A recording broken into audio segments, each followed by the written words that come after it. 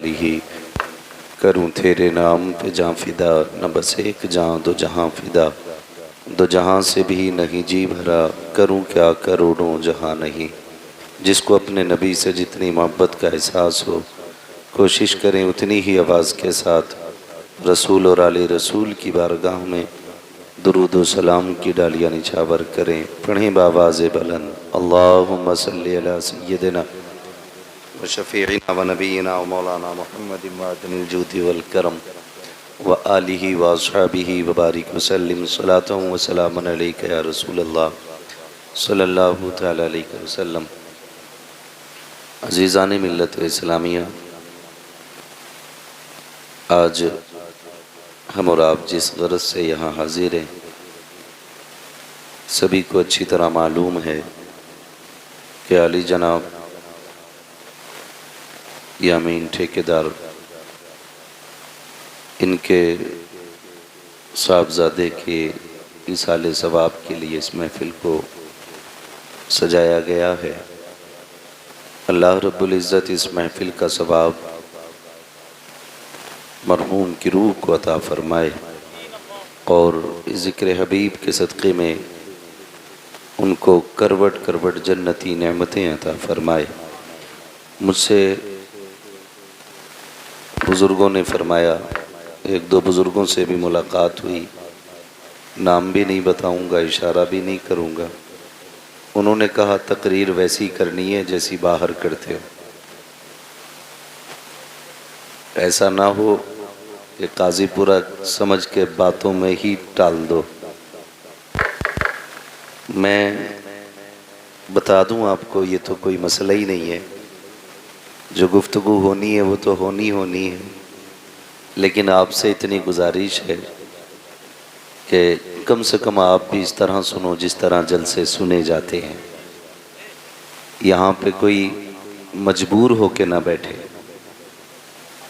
मसरूर होके बैठें। और नकीब अहले सुन्नत अज़ीज़म अब्दुल वाहिद सल्लमहू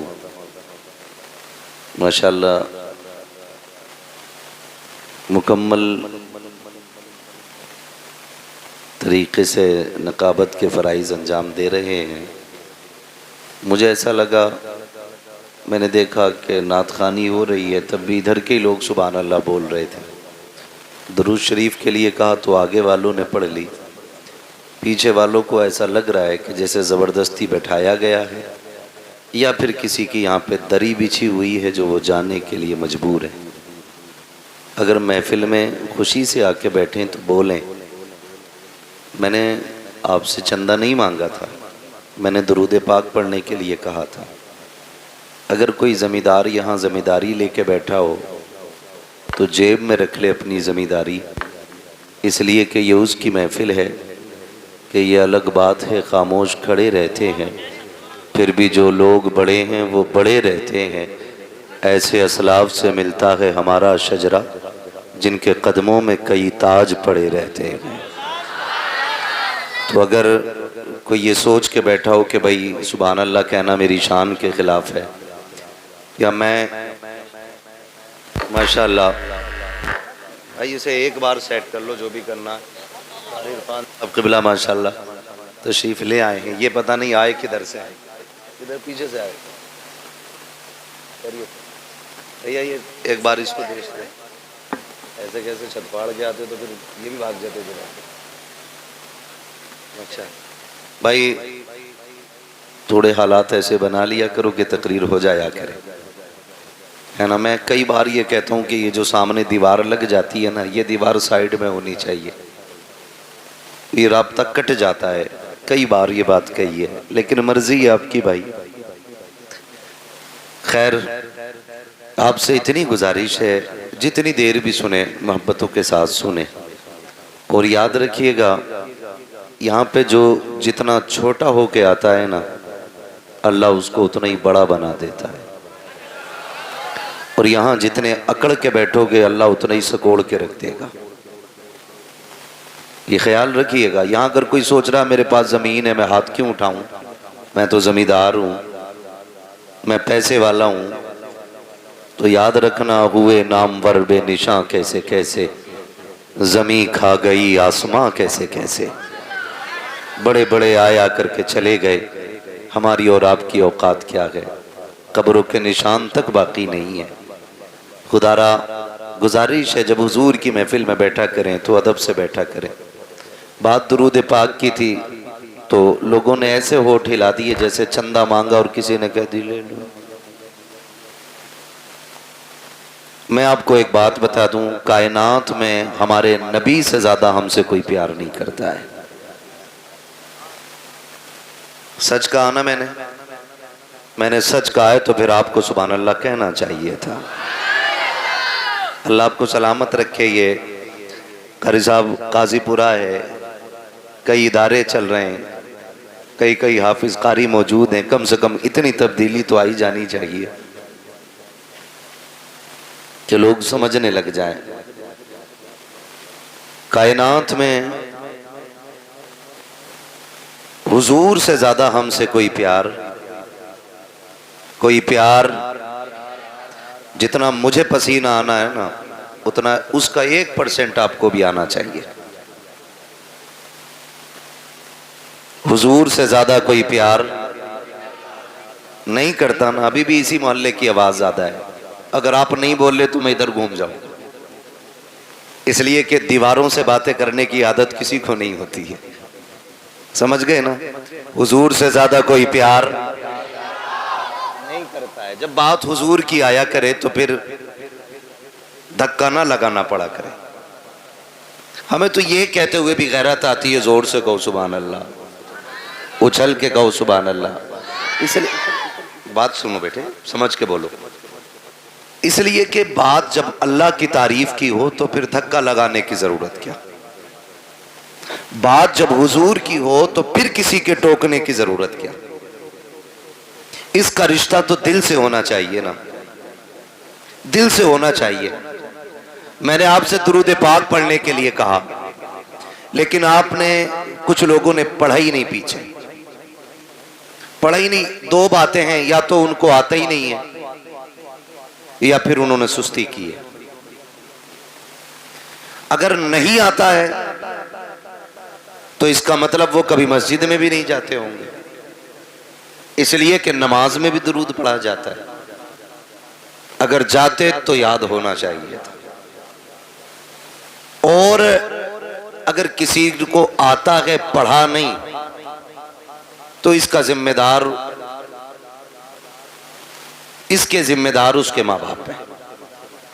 बुरा ना मानिएगा, हमने अपने बच्चों को दुरूद पढ़ने का आदी बनाया ही नहीं, जबकि हमारा सबसे ज्यादा पढ़ा जाने वाला वजीफा दुरूद पाक होना चाहिए था। बुरा मत मानना, मैं देख रहा हूं कई नौजवानों के सर पे टोपी भी नहीं है।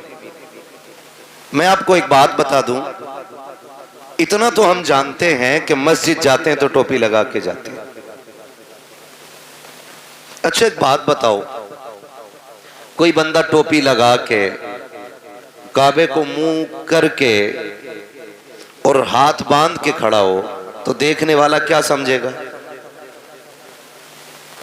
मेरे भाई बोले अल्लाह इन्हें सलामत रखे कि वो नमाज में। अगर किसी के सर पे टोपी ना हो, हाथ खुले हों, फिर कोई उसे नमाज में समझेगा? नहीं ना। इसलिए कि नमाज की अपनी एक हालत होती है, इसलिए उसको कोई नमाज में समझेगा ही नहीं। नमाज के लिए टोपी का होना है, हाथ बांधे खड़ा हो तब बंदा कहेगा नमाज में। एक बात बताओ, घर से चले, सर पे टोपी भी नहीं, मुंह में मसाला डाला, चले चले आ रहे, कोई समझेगा ये हुजूर की महफिल में जा रहा है? नहीं ना। कम से कम टोपी लगी होती, नजरें झुकी होती, तेज कदम से उधर चलते जिधर हुजूर की महफिल सजी है। लोग तेरी टोपी देख के समझ जाते ये किसी चौपाल पे बैठने नहीं जा रहा है, मदीने वाले की महफिल सुनने के लिए जा रहा है ना। तो कम से कम ऐसी हालत हो जानी चाहिए हमारी। अल्लाह आपको सलामत रखे। हुजूर की महफिल में जब भी जाया करें टोपी लेके जाया करें। चांद रात आई ना, चांद रात कारी इरफान साहब, दुकानों पे पैर रखने जगह नहीं है, टोपी नहीं, जूते की दुकान पे चले जाओ तो नंबर लगाना पड़ रहा है, कपड़े की दुकान पे चले जाओ तो नंबर लग रहा है। ओ भाई 2-2 हजार के जूते खरीद लेते हो, 5 रुपए की टोपी में इतनी सुस्ती। पहचान है हमारी, ये पहचान है ये हमारी। टोपी सबके पास होनी चाहिए। सबके पास है ना टोपी? हाँ माशाल्लाह, जिनके पास है उन्होंने उनकी लाज बचा ली, जिनके पास नहीं है वही बोले जी अल्लाह आपको सलामत रखे। लेकिन ये जरूरी चीजें होनी चाहिए। तो हमारी आदत में दुरूद पाक नहीं रहा। मेरे महबूब अलैहिस्सलाम फरमाते हैं जो मुझ पे कसरत से दुरूद पढ़ेगा, तो आपने उंगली का इशारा करके फरमाया वो मेरे कंधे से कंधा मिला के यूं जन्नत में जाएगा। सारी जन्नत में जाना चाहते हैं, लेकिन जन्नत चाहिए फ्री की। कोई बाबा मिल जाए भले नंगा हो, मुंह के बल गिर जाएंगे, जन्नत दे जा। जिसका अपना ही नहीं पता वो तुझे जन्नत देगा। वो भाई भांग पी रहा है, सुल्पा लगा रहा है, और उसके कदमों में जाके कह रहे हो जन्नत दे। और जिसे अपना होश नहीं वो तुझे जन्नत किधर से देगा? तो हमें जन्नत भी फ्री में चाहिए। अगर जन्नत चाहते हो तो हुजूर पे कसरत से दुरूद पढ़ा करो, कसरत से दुरूद पढ़ा करो। माँ बाप की जिम्मेदारी है बच्चों की आदत डालें दुरूद पढ़ने की। माँ बाप की जिम्मेदारी, अल्लाह माफ करे, अब तो जिम्मेदारियां भी बड़ी आसान हो गई। बच्चा रोया चाहे भले 6 महीने का है, गुनगुना बजा के उसकी करवट में रख दिया। समझ गए ना गुनगुना? बहुत समझदार लोग हैं। मोबाइल उसके हाथ में दे दिया। मैं एक बात कहूं, ये जिम्मेदार लोग बैठे हुए हैं, कारी इरफान साहब, गोद मां की बच्चे का हक होता है। ऐसा हक कि जिसको कोई भी बच्चा गंवाना नहीं चाहेगा। हर किसी को मां प्यारी होती है। आप अंदाजा लगाइए अल्लाह ने बच्चे का मां से रिश्ता कितना मजबूत किया है। बच्चे की पैदाइश को 5 दिन गुजरे हैं और बच्चा रोने लग जाए, खाला उठा ले गोद में, बच्चा चुपता है। बोले आपके यहां भी होता होगा ना ऐसा, पीछे वालों के यहां भी है ना? नहीं चुपता ना। फूफी ने गोद में लिया, नहीं चुपेगा। फिर मां गोद में ले ले, बच्चा चुप हो जाता है। उम्र कितनी है? 6 दिन। आप अंदाजा लगाइए इस बच्चे को किसने बताया कि पहले जिसने उठाया था वो मां नहीं थी, दूसरी बार जिसने गोद में लिया वो भी मां नहीं थी, तीसरी बार जिसने गोद में लिया ये मां है। जिस बच्चे को अपनी पाकी नापाकी का पता ना हो, बिस्तर के सूखे और गीले का एहसास ना हो, उसे मां का पता चल जाता है, उसे मां का पता चल जाता है। तो सुने, रब ने मां से औलाद का रिश्ता दिल का रखा है, दिल का रिश्ता रखा औलाद का मां के साथ। आप कहेंगे कैसे?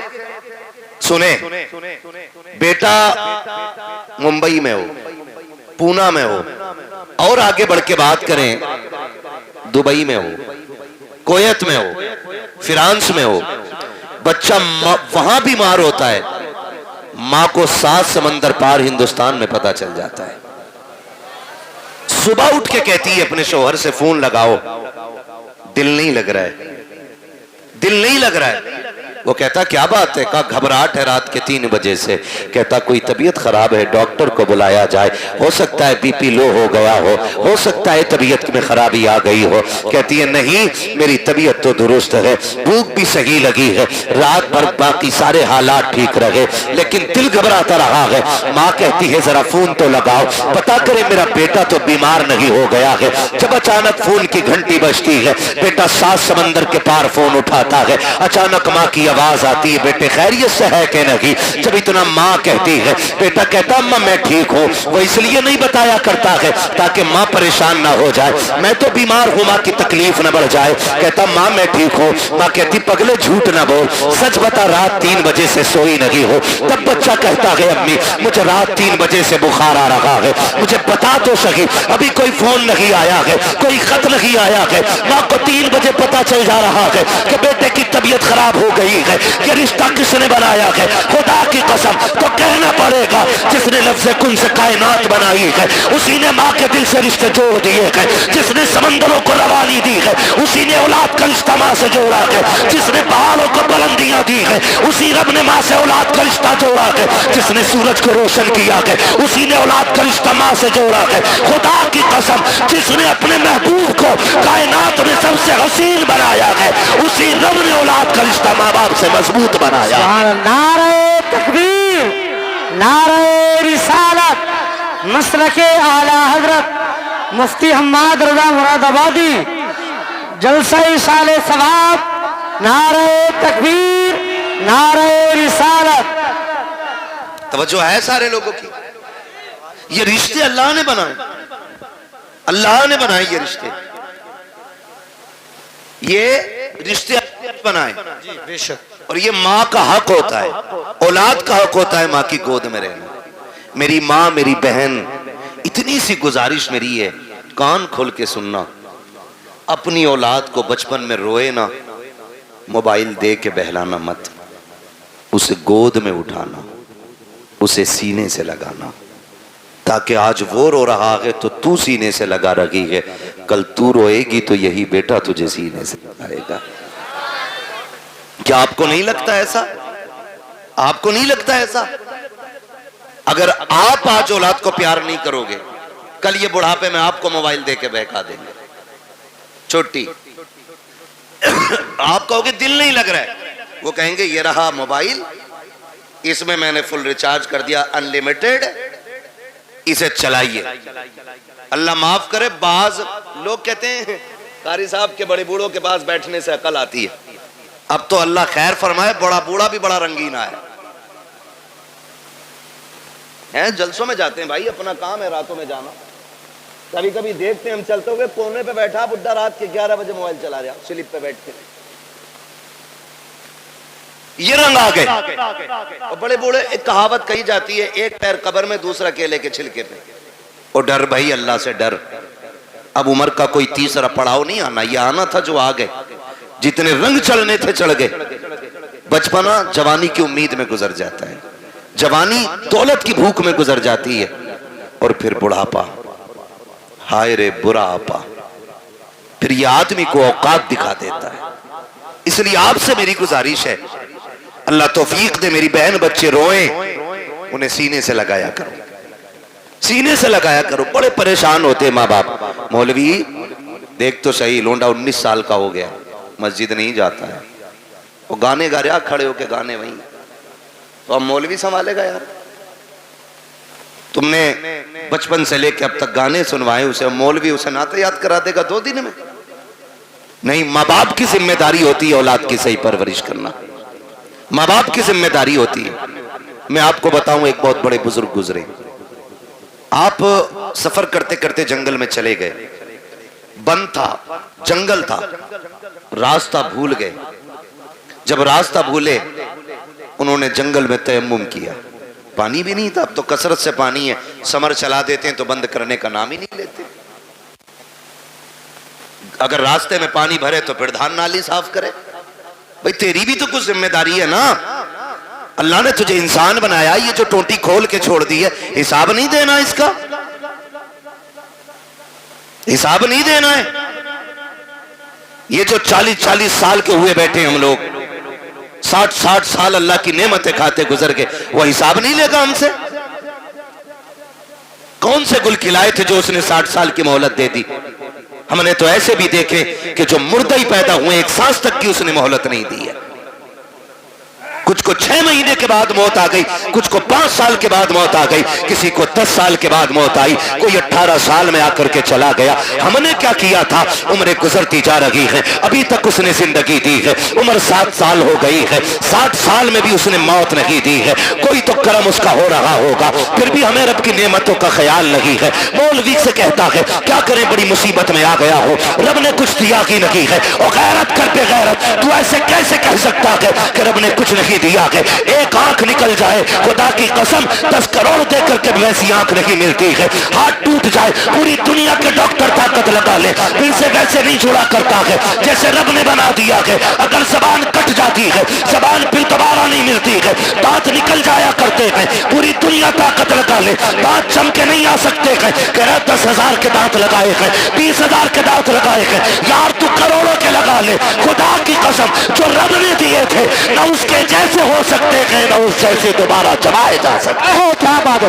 नारे तकबीर, नारे रिसालत, नारे होशियार, नारे हैदरी। अल्लाह की नेमतों का शुक्रिया अदा करो यार, शुक्रिया अदा करो। कब अदा करेंगे शुक्रिया? अल्लाह माफ करे, अब तो बुड्ढे भी जन्मदिन मना रहे हैं।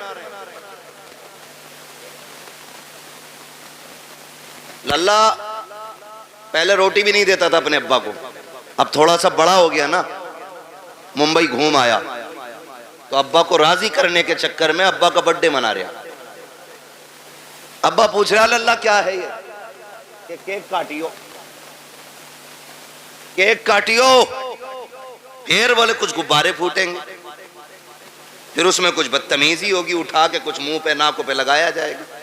मेरी कौम का नौजवान समझता है कि ये हमने कामयाबी हासिल की है, ये हमने तरक्की की है। हम सोचे तो सही किधर जा रहे हैं, हम किधर चल रहे हैं, हम कौन सी राह हमने पकड़ ली है, कौन सी रविश हमने अपना ली है यार? सोचो तो सही। अब्बा का जन्मदिन और अब्बा भी सुरमा लगा के तैयार।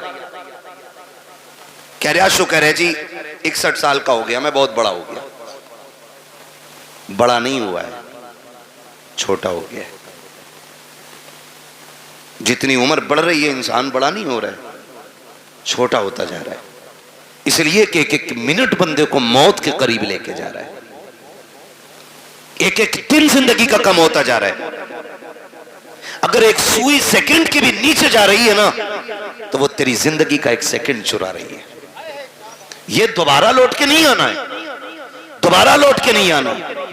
कह रहा है कि मेरा शुक्र है अल्लाह का, मैं 61 साल का हो गया, मेरे बेटे ने मेरा बर्थडे मनाया है। और बूढ़े गैरत कर, अब तो मौत का वक्त करीब आ चुका है, शर्म आनी चाहिए। 61 साल पे हम इतरा रहे हैं, अपनी बुजुर्गी के गीत गाया करते हैं। देखो जी गांव में सबसे बड़ा मैं हूँ, अब मेरी उम्र का कोई नहीं रह गया है। ये बैठ के चौराहों पे बातें ना कर। अगर तुझे ख्याल आ गया है कि तेरी जिंदगी के 70 साल गुजर गए हैं, तो सुन, आज ही से रात की तन्हाई में मुसल्ले बिछाने शुरू कर दे, रातों को रोना शुरू कर दे। जो 60 साल नाफरमानी में गुजार दिए हैं, अल्लाह को नाराज करके गुजार दिए हैं, तेरा रब्बे करीम आवाज दे के कह रहा है, या अय्युहल इंसानु मा गर्रका बिरब्बिकल करीम।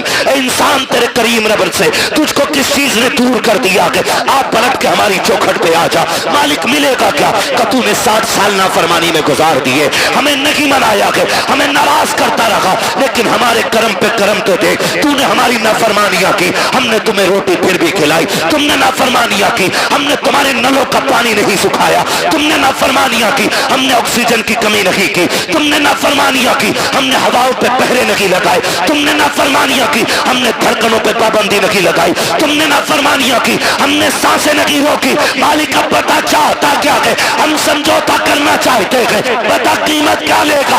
आवाज आती है, मैं तुझसे 60 सालों के गुनाह के बदले में 60 साल की तौबा नहीं मांग रहा हूँ, 60 साल के सजदे नहीं। आ इतना कर ले, तू एक रात मुझे रो के दिखा दे, मैं उसी घड़ी में तुझे माफ करके दिखा दूं। क्या बात है, सुभान अल्लाह, सुभान अल्लाह, जिंदाबाद। आती हम तो माइल बकरम है, कोई साइल ही नहीं, राह दिखलाए किसे रबे मंजिल ही नहीं।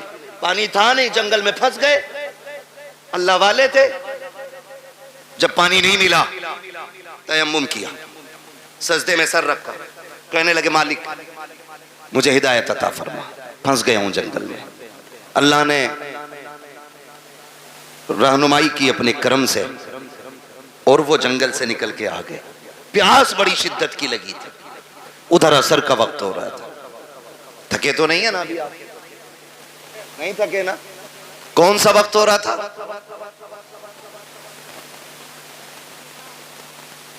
कौन सा वक्त हो रहा था? असर का वक्त हो रहा था।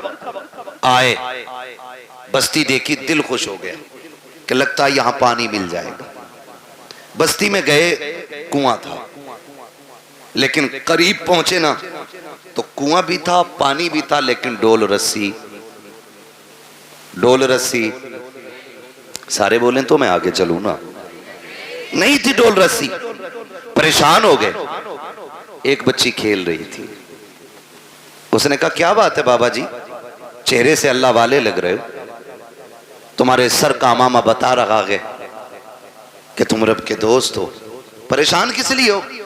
कहने लगे बेटी पानी की जरूरत थी, डोल रस्सी नहीं है। उसने कहा इतने बड़े मौलाना होकर के आप पानी नहीं निकाल पा रहे? उन्होंने कहा बेटी पानी तो निकाल लूं, मगर ये तो बता डोल रस्सी कहां है? बच्ची कहने लगी बाबा ठहरो, मैं पानी निकाल देती। बच्ची करीब आई, उसने कुएं में थूका, जैसी पानी किनारे पे आ गया। कहने लगी बाबा वुजू कर लीजिए। हजरत ने वुजू फरमाया और वुजू करने के बाद नमाज अदा की। बच्ची अपने खेल में मसरूफ हो गई। अब आप नमाज से फारिग होके कहते हैं बेटी तुझ पे तो नमाज भी फर्ज नहीं है, 6-7 साल तेरी उम्र है, ज़कात तुझ पे फर्ज नहीं, रोजा तुझ पे फर्ज नहीं, हज तुझ पे फर्ज नहीं, नमाज तुझ पे फर्ज नहीं, कौन सी इबादत ऐसी करती है जिसकी वजह से अल्लाह ने ये तुझे कमाल अता किया है, ये कमाल अता किया। सुने बच्चों के हाथ में मोबाइल दे के सुलाने वालों, उनके हाथों में गाने बजा करके उनका वक्त जाय करने वालों। बच्ची ने कहा था बाबा अपना काम कीजिए, वुजू हो गया कि पानी मिल गया कि चले जाइए। कहा नहीं बेटी बता तो सही नेकी कौन सी की है? बच्ची कहती है बाबा जी मत पूछिएगा। कहते बेटी उस वक्त तक नहीं जाऊंगा जब तक बताओगी नहीं। बच्ची कहती है अगर पूछना ही चाहते हो तो सुनो बाबा, मैं कोई ऐसी नहीं हो, रात भर मेरी इबादत नहीं सजदे नहीं है, कोई लंबे कयाम भी नहीं है। कहा बेटी फिर ये पानी तेरी फरमाबरदारी कैसे करता है? बच्ची कहती है सुने बाबा बात सिर्फ इतनी सी है कि जब रात को बिस्तर पर जाकर लेट जाती हो, मेरी माँ 1000 दानों की तस्वीर लाके मेरे हाथ में देती है और कहती उस वक्त तक नहीं सोना है जब तक 1000 बार हुजूर पे दरूद नहीं पढ़ लेना है। और ये जितना भी कमाल है ये मेरे सजदों का कमाल लगी, कयाम का कमाल लगी, ये सारा कमाल मदीने वाले पे दरूद पढ़ने की वजह से मिला है। कहा हजरत जी जो ज़बानें दरूद पढ़ने लग जाती है कायनात उन ज़बानों की फरमाबरदारी करने लग जाया। दारो तकबीर, दारो रिसाला, दारो औसियत, मसलक आला हज़रत अल्लामा मुफ्ती हमारे आसाई किबला ख्वाजा का हिंदुस्तान का सुन्नी मुसलमान दारो हैदरी। तवज्जो है मेरी बहन, मेरी माँ, मेरी बेटी, इतनी सी गुजारिश है बच्चों को बैठाया करो, हुजूर पे दुरूद पढ़वाया करो। हम अपनी नस्लों को कारी साहब अगर नहीं बताएंगे कि बचपन से लेके मरने तक सबसे कामयाब वजीफा जो है हुजूर पे दुरूद पढ़ना है, तो फिर 1000 तस्वीर लटका लो, क्या बनने वाला है? दुरूद ही नहीं आता हमारे बच्चों को, आदि बनाओ। गलती तो माँ बाप करते हैं ना, माँ बाप करते हैं। स्कूल जाते हैं बच्चे, नाश्ते में देर है, टिफिन बंधा नहीं है, बच्चा लंच लेके जाएगा, माँ कहती है बेटे ठहर जा, वो कहता जल्दी कर मुझे स्कूल जाना, तो माँ कहती तब तक गेम खेल, मैं तब तक नाश्ता बना देती हूँ। मेरी बहन उसी वक्त बच्चे के हाथ में 10 दानों वाली तस्वीर दे कि सुन तू अपने हिस्से के पहले हुजूर पे 10 बार दुरूद पढ़ ले, मैं इतनी देर में नाश्ता बना दे रही हूं। आप जरा सोचें रोज हमारा बच्चा 3 बार ही सही अगर हुजूर पे दुरूद पढ़ेगा तो किसी दिन तो हुजूर कहेंगे ना कि ये दुरूद पढ़ने वाला कौन है, किसका बेटा है। जिस दिन तेरा नाम हुजूर की बारगाह में ले दिया गया समझ लेना दुनिया में आना भी कामयाब हो गया, दुनिया से जाना भी कामयाब हो जाए। बेशक सुभान अल्लाह सुभान। वरना लोग तो कहते हैं मौलाना देखो हमारे लल्ला को फर फर मोबाइल चलाता, फर फर, इसे कमाल समझ रहे हैं।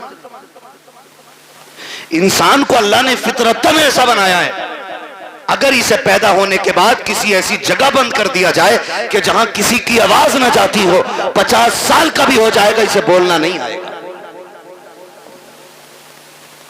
और अगर ये जिस माहौल में रहेगा वैसे ही हो जाएगा। मुझे बताओ क्या अरबी लोग अपने बच्चों को पैदाइशी तौर पर ग्रामर पढ़ाते? नहीं ना। अरब में पैदा होने वाला बच्चा अरबी बोलता है, फारस में पैदा होने वाला फारसी बोलता है, अमेरिका में पैदा होने वाला अमेरिकन बोलता है।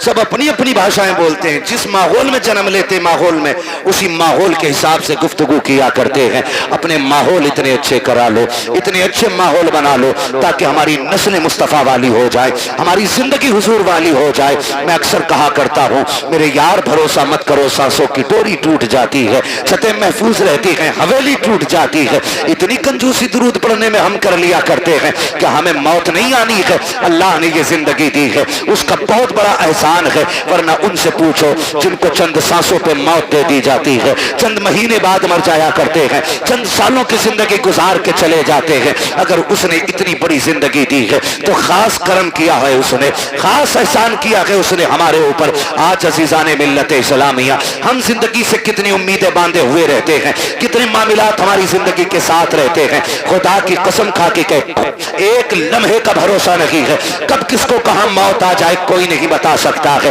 सब लंबी लंबी उम्मीदें बांध के जिंदगी गुजार रहे हैं। पूछा गया था बताओ जिंदगी कितनी बड़ी है, किसी ने कहा था कि जिंदगी इतनी बड़ी है तानी मगरिब पढ़ेंगे कि नहीं, फिर कहा कि अभी लंबी उम्मीद है, कहा मगरिब पढ़ी है पता नहीं इशा पढ़ेंगे कि नहीं, कहा अभी लंबी उम्मीद है। फिर किसी से पूछा तुम बताओ, तो किसी ने कहा कि मैंने दाहिनी जानिब सलाम फेरा है, तो उम्मीद रखी है बाईं जानिब भी सलाम फेर सकूं।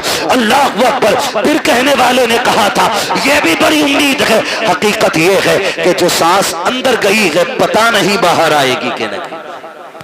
क्या बात है, इतनी हकीकत इंसान की है, जो सांस अंदर गई है वो बाहर आएगी कि नहीं। आज ना कारी नासिर साहब, इनकी दावत मोहब्बत पे हाजिरी हुई, मुझे बताया और ये हकीकत भी है, कोई ना भी बताए तो इसी बात का सच्चाई से लेना देना है। का माँ बाप औलाद को भूल नहीं पा रहे। मैंने कहा ये माँ बाप होते 10 दिन नहीं, 10 साल नहीं, अगर ये 10 दहाई भी जी जाए ना, और बेटा अगर चला गया हो तो फिर औलाद को भूला नहीं जाता। माँ बाप औलाद को भूल नहीं पाते। ये बूढ़े हो जाएं, बाल सफेद हो जाएं, लेकिन कल जब भी ये किसी के बेटे की बात करेंगे अपने बेटे का ख्याल जरूर आना है, अपने बेटे का ख्याल जरूर आना है। तुमने बहुत सुना होगा, बहुत सुना होगा, और हमने भी सुना है कि जब बाप जवान बेटे का जनाजा उठाता है तो कमर झुक जाती है, कमर झुक जाती है, क्योंकि बाप का बेटे से रिश्ता ही इतना गहरा होता है।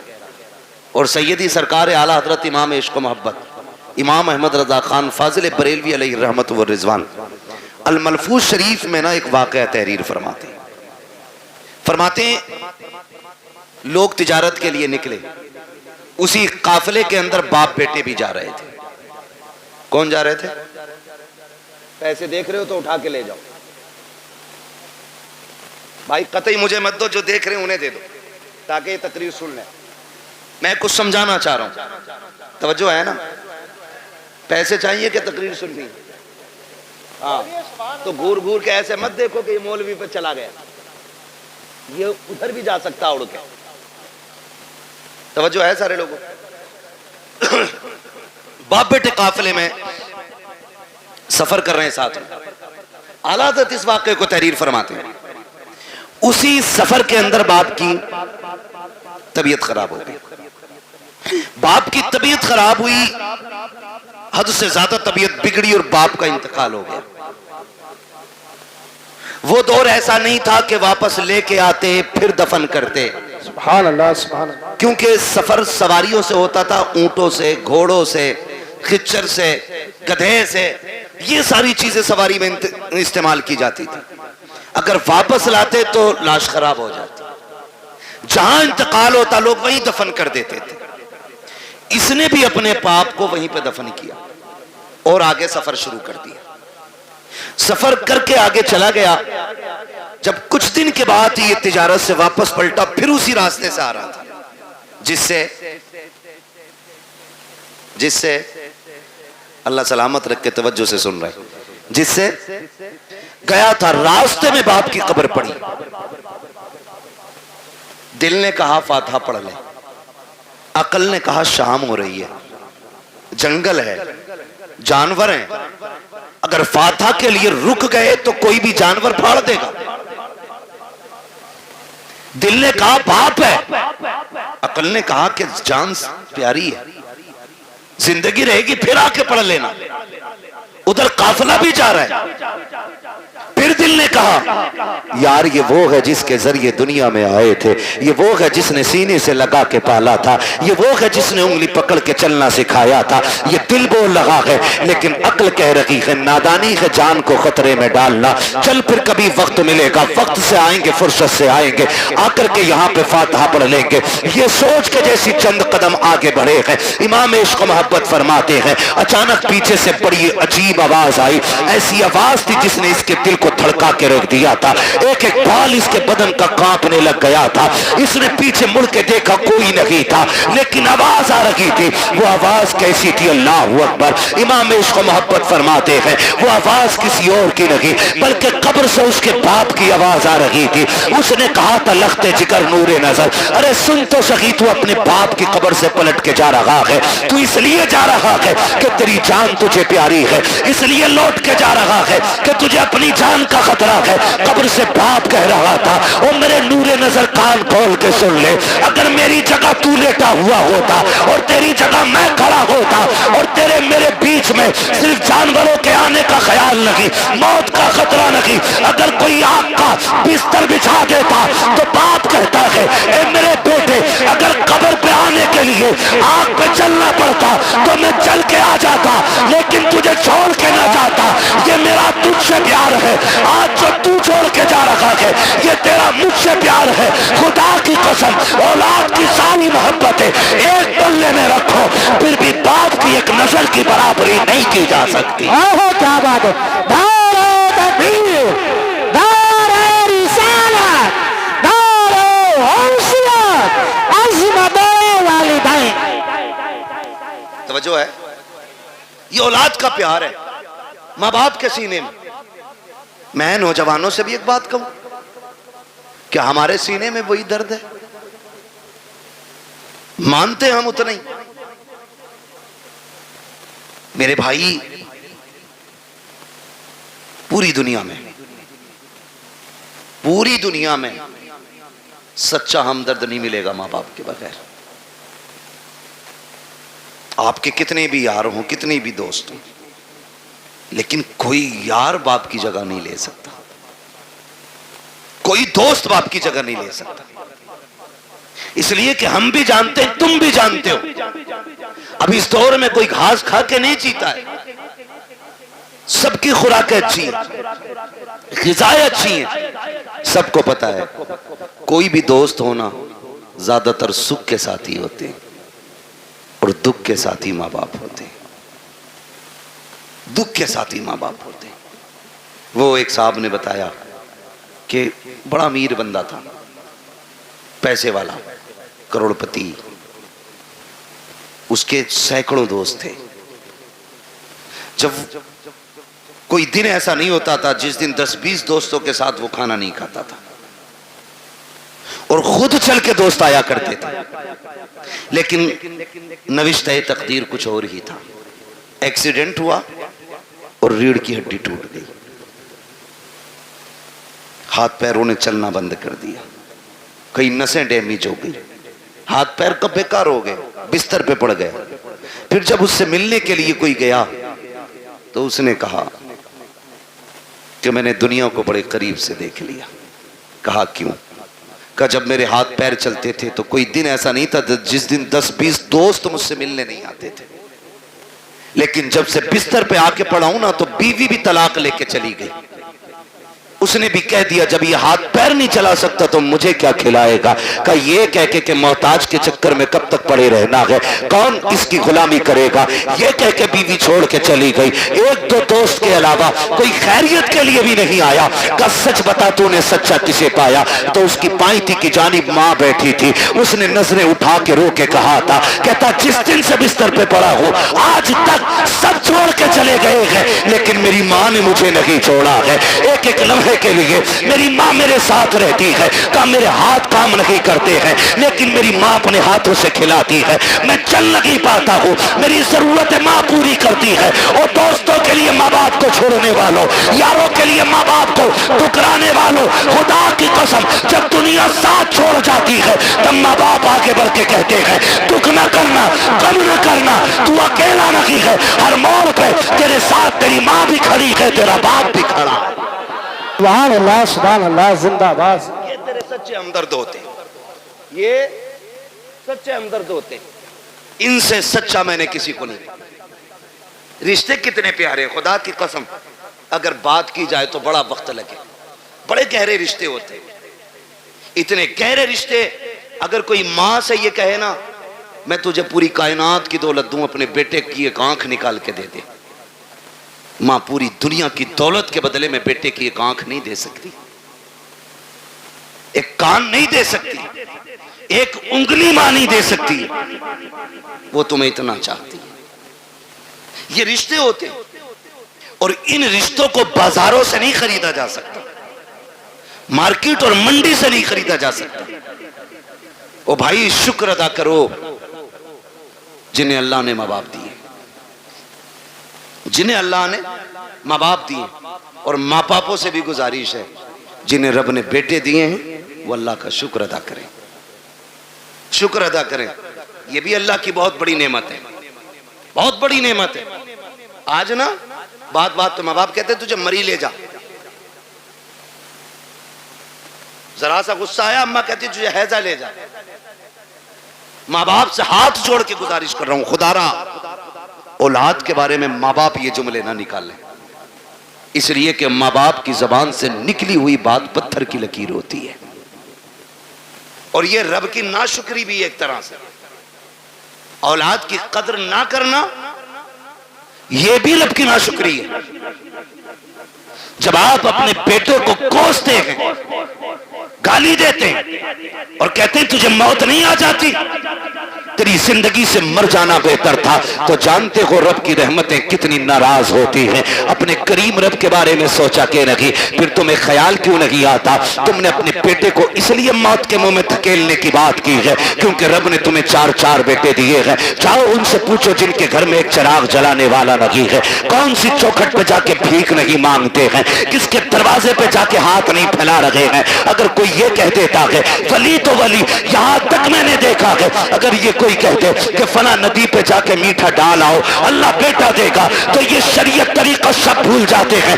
एक बेटे के चक्कर में इतने अंधे हो जाते हैं, ये पीड़ों पे पैरों पे चढ़ावा करते हैं, नदियों पे जाकर के चढ़ावे चढ़ाते हैं ताकि अल्लाह बेटा दे दे। ओ भाई तुझे क्या पता बेटे कितने अहम होते हैं, तू क्या जाने जिंदगी में बेटों का कितना बड़ा किरदार होता है।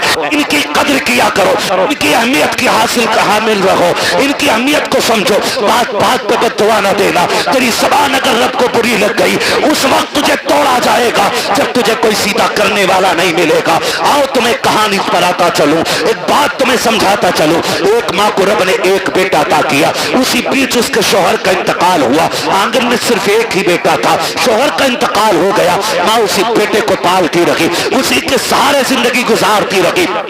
ख्याल ये आता था ये मेरा इकलौता चांद है, इसी के साथ जिंदगी गुजर जाएगी, इसके सहारे जिंदगी गुजर मर जाएगी। आओ मैं बेटों से भी ये बात कह के चला जाऊं, कितनी बेवा माएँ ऐसी होती हैं जो बेटों के सहारे जिंदगी की जवानी काट दिया करती है, लेकिन दूसरा निकाह नहीं करती है ताकि अपने बेटे को सुख की जिंदगी दे सके। लेकिन कल जब यही बेटा जवान हो जाता है, उन बूढ़े माँ बाप की कुर्बानियों को ठुकरा दिया करता है और उस माँ से कहता पता तूने मेरे लिए क्या क्या है। और सालिम तू अपनी बीवी को माँ के लिए 8 दिन नहीं छोड़ सकता है, इसने जिंदगी भर की जवानी तेरे लिए कुर्बान कर दी है और तू पूछ रहा है तूने मेरे लिए किया क्या है। मुझे तो उस दिन रोना आया था जिस दिन एक बेटा माँ से कहता है माँ मैं तुझे हज कराने लेके जा रहा हूँ, और दिल्ली जाकर के हज हाउस में उसको छोड़ करके चुपके से निकलता है। माँ बेटे को तलाश करती रह जाती है, कई दिन हो गए रोते रोते बेटा नहीं आया। जब आए मीडिया वाले पूछा बता माँ तू क्यों रो रही है। उसने जब हाले दिल बयान किया था, कान खोल करके मेरी बात सुनना प्यारे, उसने कहा था मेरा बेटा मुझे हज का झांसा लेकर के लाया और कहा मैं तुझे मदीने लेके जा रहा हूँ। कहा मैं बूढ़ी एक देहाती औरत, सीधी सच्ची औरत, मुझे क्या पता सफर कैसे किया जाता है। वो कहती है कि मैं बेटे के साथ आ गई, एक रात रुका मेरे साथ और मुझे छोड़ के चला गया है। फिर जब उसने रो के कहा था कि जानते हो मैंने इस बेटे को कैसे पाला है, कहा जब बाप इसे बचपन में छोड़ के चला गया मैं इसका माथा चूम चूम के जिंदगी गुजारती रही। मैंने दूसरा निकाह नहीं किया था, सैकड़ों पैगाम निकाह के आए थे, लेकिन मैंने बेटे के लिए निकाह नहीं किया था। पूरी जिंदगी इस बेटे के लिए कुर्बान कर दी, आज ये मुझे धोखा दे करके चला गया है।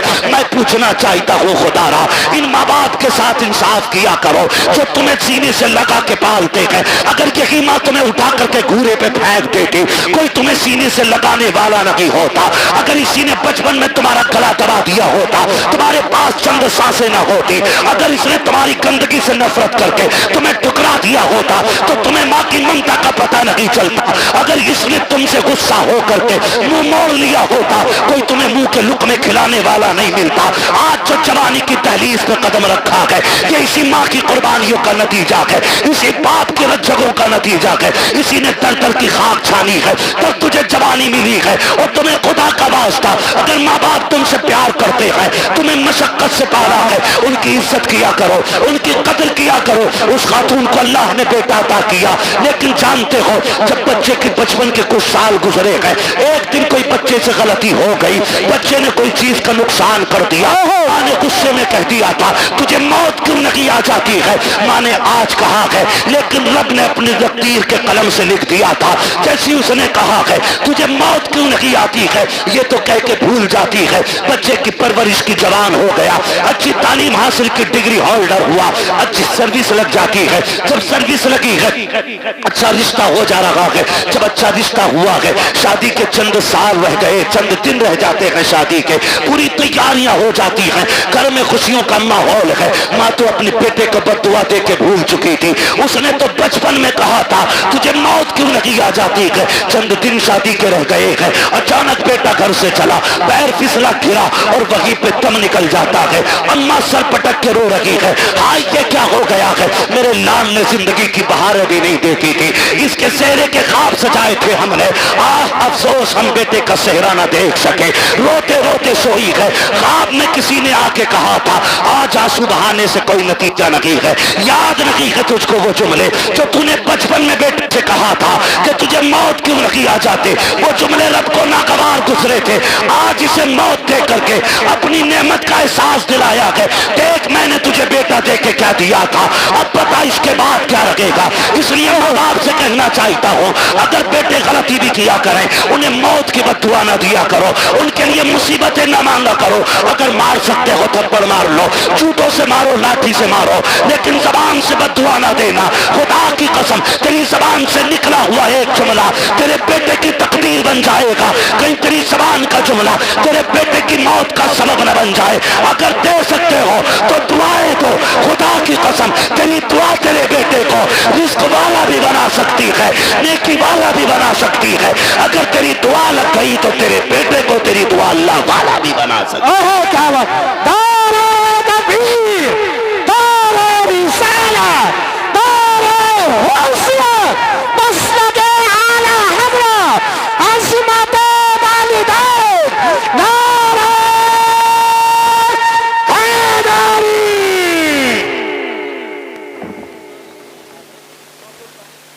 तवज्जो है सारे लोगों? चलूं आगे, भी 10 मिनट बाकी है, जरा कह दे या रसूल अल्लाह। अल्लाह सारे लोगों को सलामत रखे। मैं कह रहा हूं आप बैठ के सुभान अल्लाह जोर से नहीं बोल पा रहे, देखो तो सही, खड़े भी हैं बेचारे जिनको जगह नहीं मिली है, तो कम से कम तुम बैठे हो तो कम से कम बैठने पे रब का शुक्र अदा कर लो, और अगर थक गए तो जगह छोड़ दो ताकि अच्छे लोग आके बैठ जाएं। तैयार हैं? जरा बोलें सुभान अल्लाह। पीछे वाले भी कहते हैं जरा या रसूल अल्लाह। बेटों से भी एक गुजारिश है, तुम जो रोड पे चलते हो ना, रोड पे थोड़ा मीटर भी देखा करो गाड़ी का। हाँ, बैठ जा मोटरसाइकिल पे, फिर देख थोड़ी रहा।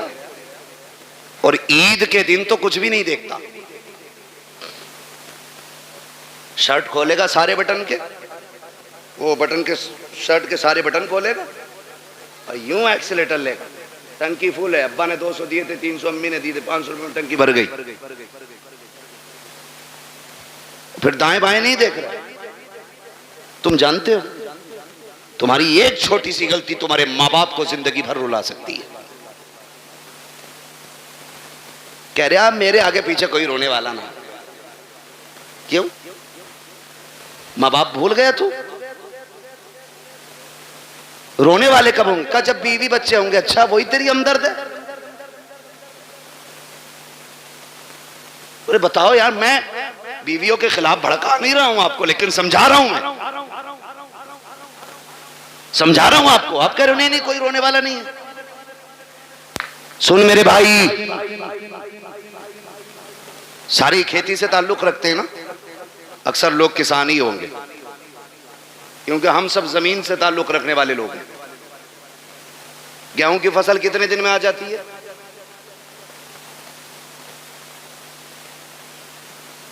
6 महीने खड़ा रहेगा गेहूं। बहुत पक्के किसान लग रहे हो यार तुम।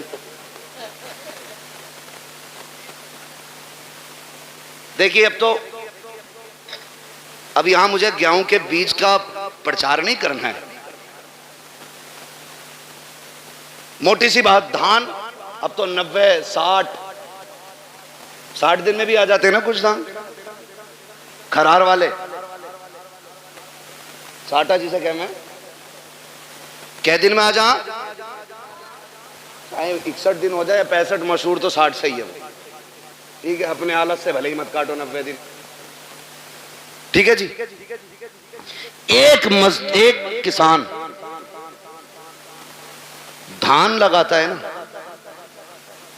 धान, एक एक पेड़ को दिलो जान से पालता है। पालता है कि नहीं?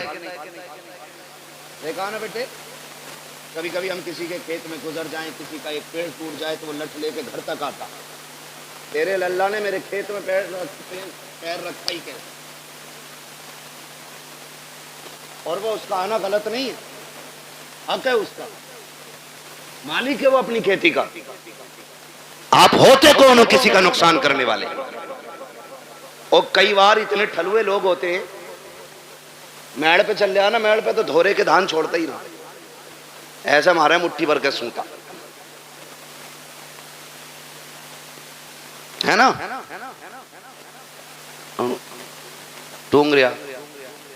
ये बता, तू पूरा दिन टूंगता रहे, तेरा पेट भर जाएगा? जिसका नुकसान किया है वो गुनाह और उठा लिया तूने। तुझे तो कोई फायदा नहीं हुआ, अलबत्ता नुकसान। मेरे बच्चों, कान खोल के सुनो बहुत गौर से। किसान एक धान लगाता है तो 60 दिन से कितनी उम्मीदें बांधता है। फसल आएगी, काटेंगे हम, झाड़ेंगे हम, फिर उससे बेच के पैसा लेंगे, पैसे से जरूरतें पूरी करेंगे, बहुत उम्मीदें लगी होती हैं। जरा सोच, अगर एक किसान 60 दिन में आने वाली फसल से इतना प्यार करता है तो बाप 25 साल में तैयार होने वाले बेटे से कितना प्यार करता होगा। खुद अंदाजा लगाइए। अगर 60 दिन में आने वाला पेड़ तुम पैर रख दो तो किसान का कलेजा निकल जाता है। जबकि अगले साल फिर 60 दिन में ये आ जाएगा। 90 दिन वाली खेती कर लेगा, धान फिर आ जाए।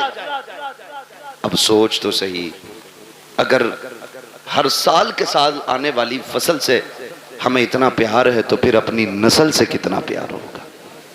तुम जो गाड़ी पे बैठ के एक्सीलेटर लेके कहते हो क्या फर्क पड़ता है, टांग टूटेगी तो मेरी टूटेगी, भेजा निकलेगा तो मेरा निकलेगा। नादान तू नहीं जानता है, अगर टांग टूटी तू तो लेटा रहेगा बेड पे। माँ से पूछ वो कितनी रातें जाग के गुजारेगी, बाप से पूछ कितने चक्कर हॉस्पिटल के लगाएगा तेरी पट्टी मरहम पट्टी के लिए। जाओ आज भी हॉस्पिटल में जाकर के देख लो कितने ऐसे ब्रेन उनके फेल हो गए हैं, एक्सीडेंट के बाद के माँ बाप पे बोझ बन गई है औलाद। मैं आपसे कहना चाहता हूँ खुदारा, रोड पे निकला करो तो जिंदगी की हिफाजत के साथ निकला करो, एहतियात के साथ चला करो।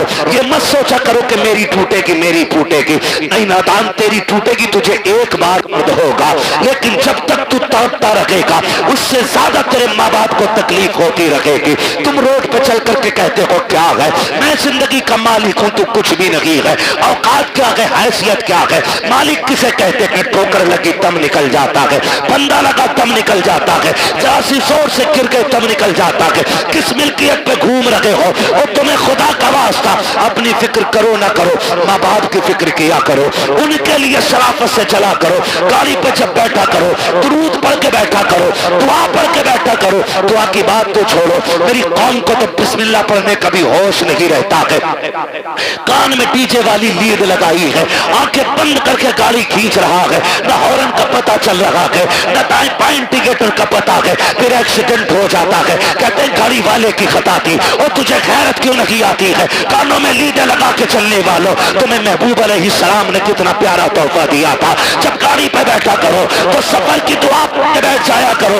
आका मिलेगा क्या, का दुआ पढ़ के बैठ, दुनिया घूम के आ जा, खुदा की रहमतें तुझे जर्रा बराबर भी तकलीफ नहीं होने दे सकती। सुभान अल्लाह सुभान अल्लाह। हाँ, लेकिन रब की रहमतों पे भरोसा ही कितना। वो पहला दौर था कारी साहब, क्या करे बदली उठ रही है जरी डाल दो, अब तो देखता ही नहीं है 6-6 महीने बादल की तरफ को। हाँ, ट्यूबवेल है, मोटर है, समर है, ना हो बारिश 10 साल तक। लेकिन याद रखिएगा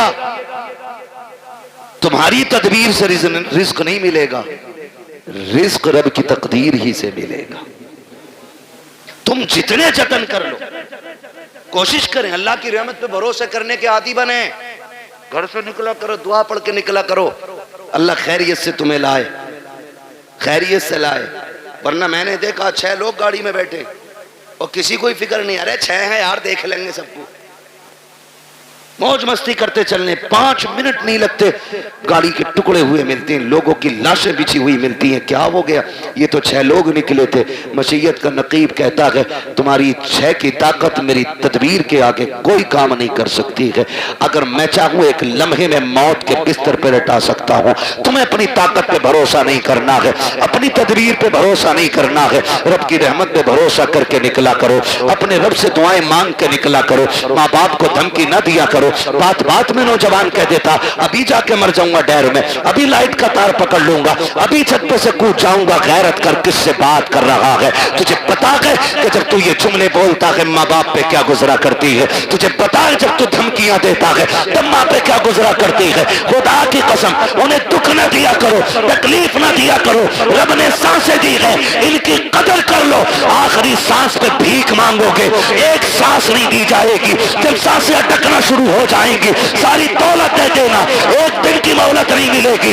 आज अल्लाह ने जिंदगी दी है, इसकी कदर कर लो, एक एक सांस में कोशिश करो, काबे वाला भी राजी हो जाए हमसे, मदीने वाला भी राजी हो। बेशक सुभान अल्लाह जिंदाबाद। वो नहीं बाबा रहने, मेरी बात सुन ले, मैं माने जरा कारी साहब बस उसको रहने, फरमाइश ना करो। देखो समझो करना से मैं आज के बाद तारीख नहीं दूंगा, मैं लिख दे रहा हूँ, ठीक है, मैं माइक पे कह रहा हूँ आज के बाद नहीं होगा। तवज्जो है सारे लोगों को। मैं आपसे एक बात कहूँ, मेरी बात बहुत गौर से सुनिए, बहुत गौर से मेरी बात सुनिए। आपकी मर्जी, आप जितने चाहें जतन कर लें, लेकिन अपने रब के मुकाबले में हमारी और आपकी औकात नहीं है खड़े हो सके। अल्लाह से नहीं लड़ा जा सकता, वो लड़ भी नहीं सकते, है ना। अल्लाह चाहे तो लफ्ज़ कुन से कायनात को बना सकता है और एक ही इशारे से ख़त्म कर सकता है, ख़त्म भी करेगा। मेरा वक्त तो पूरा हुआ है। कारी नासिर कह रहे फरमाइश है, फरमाइश है।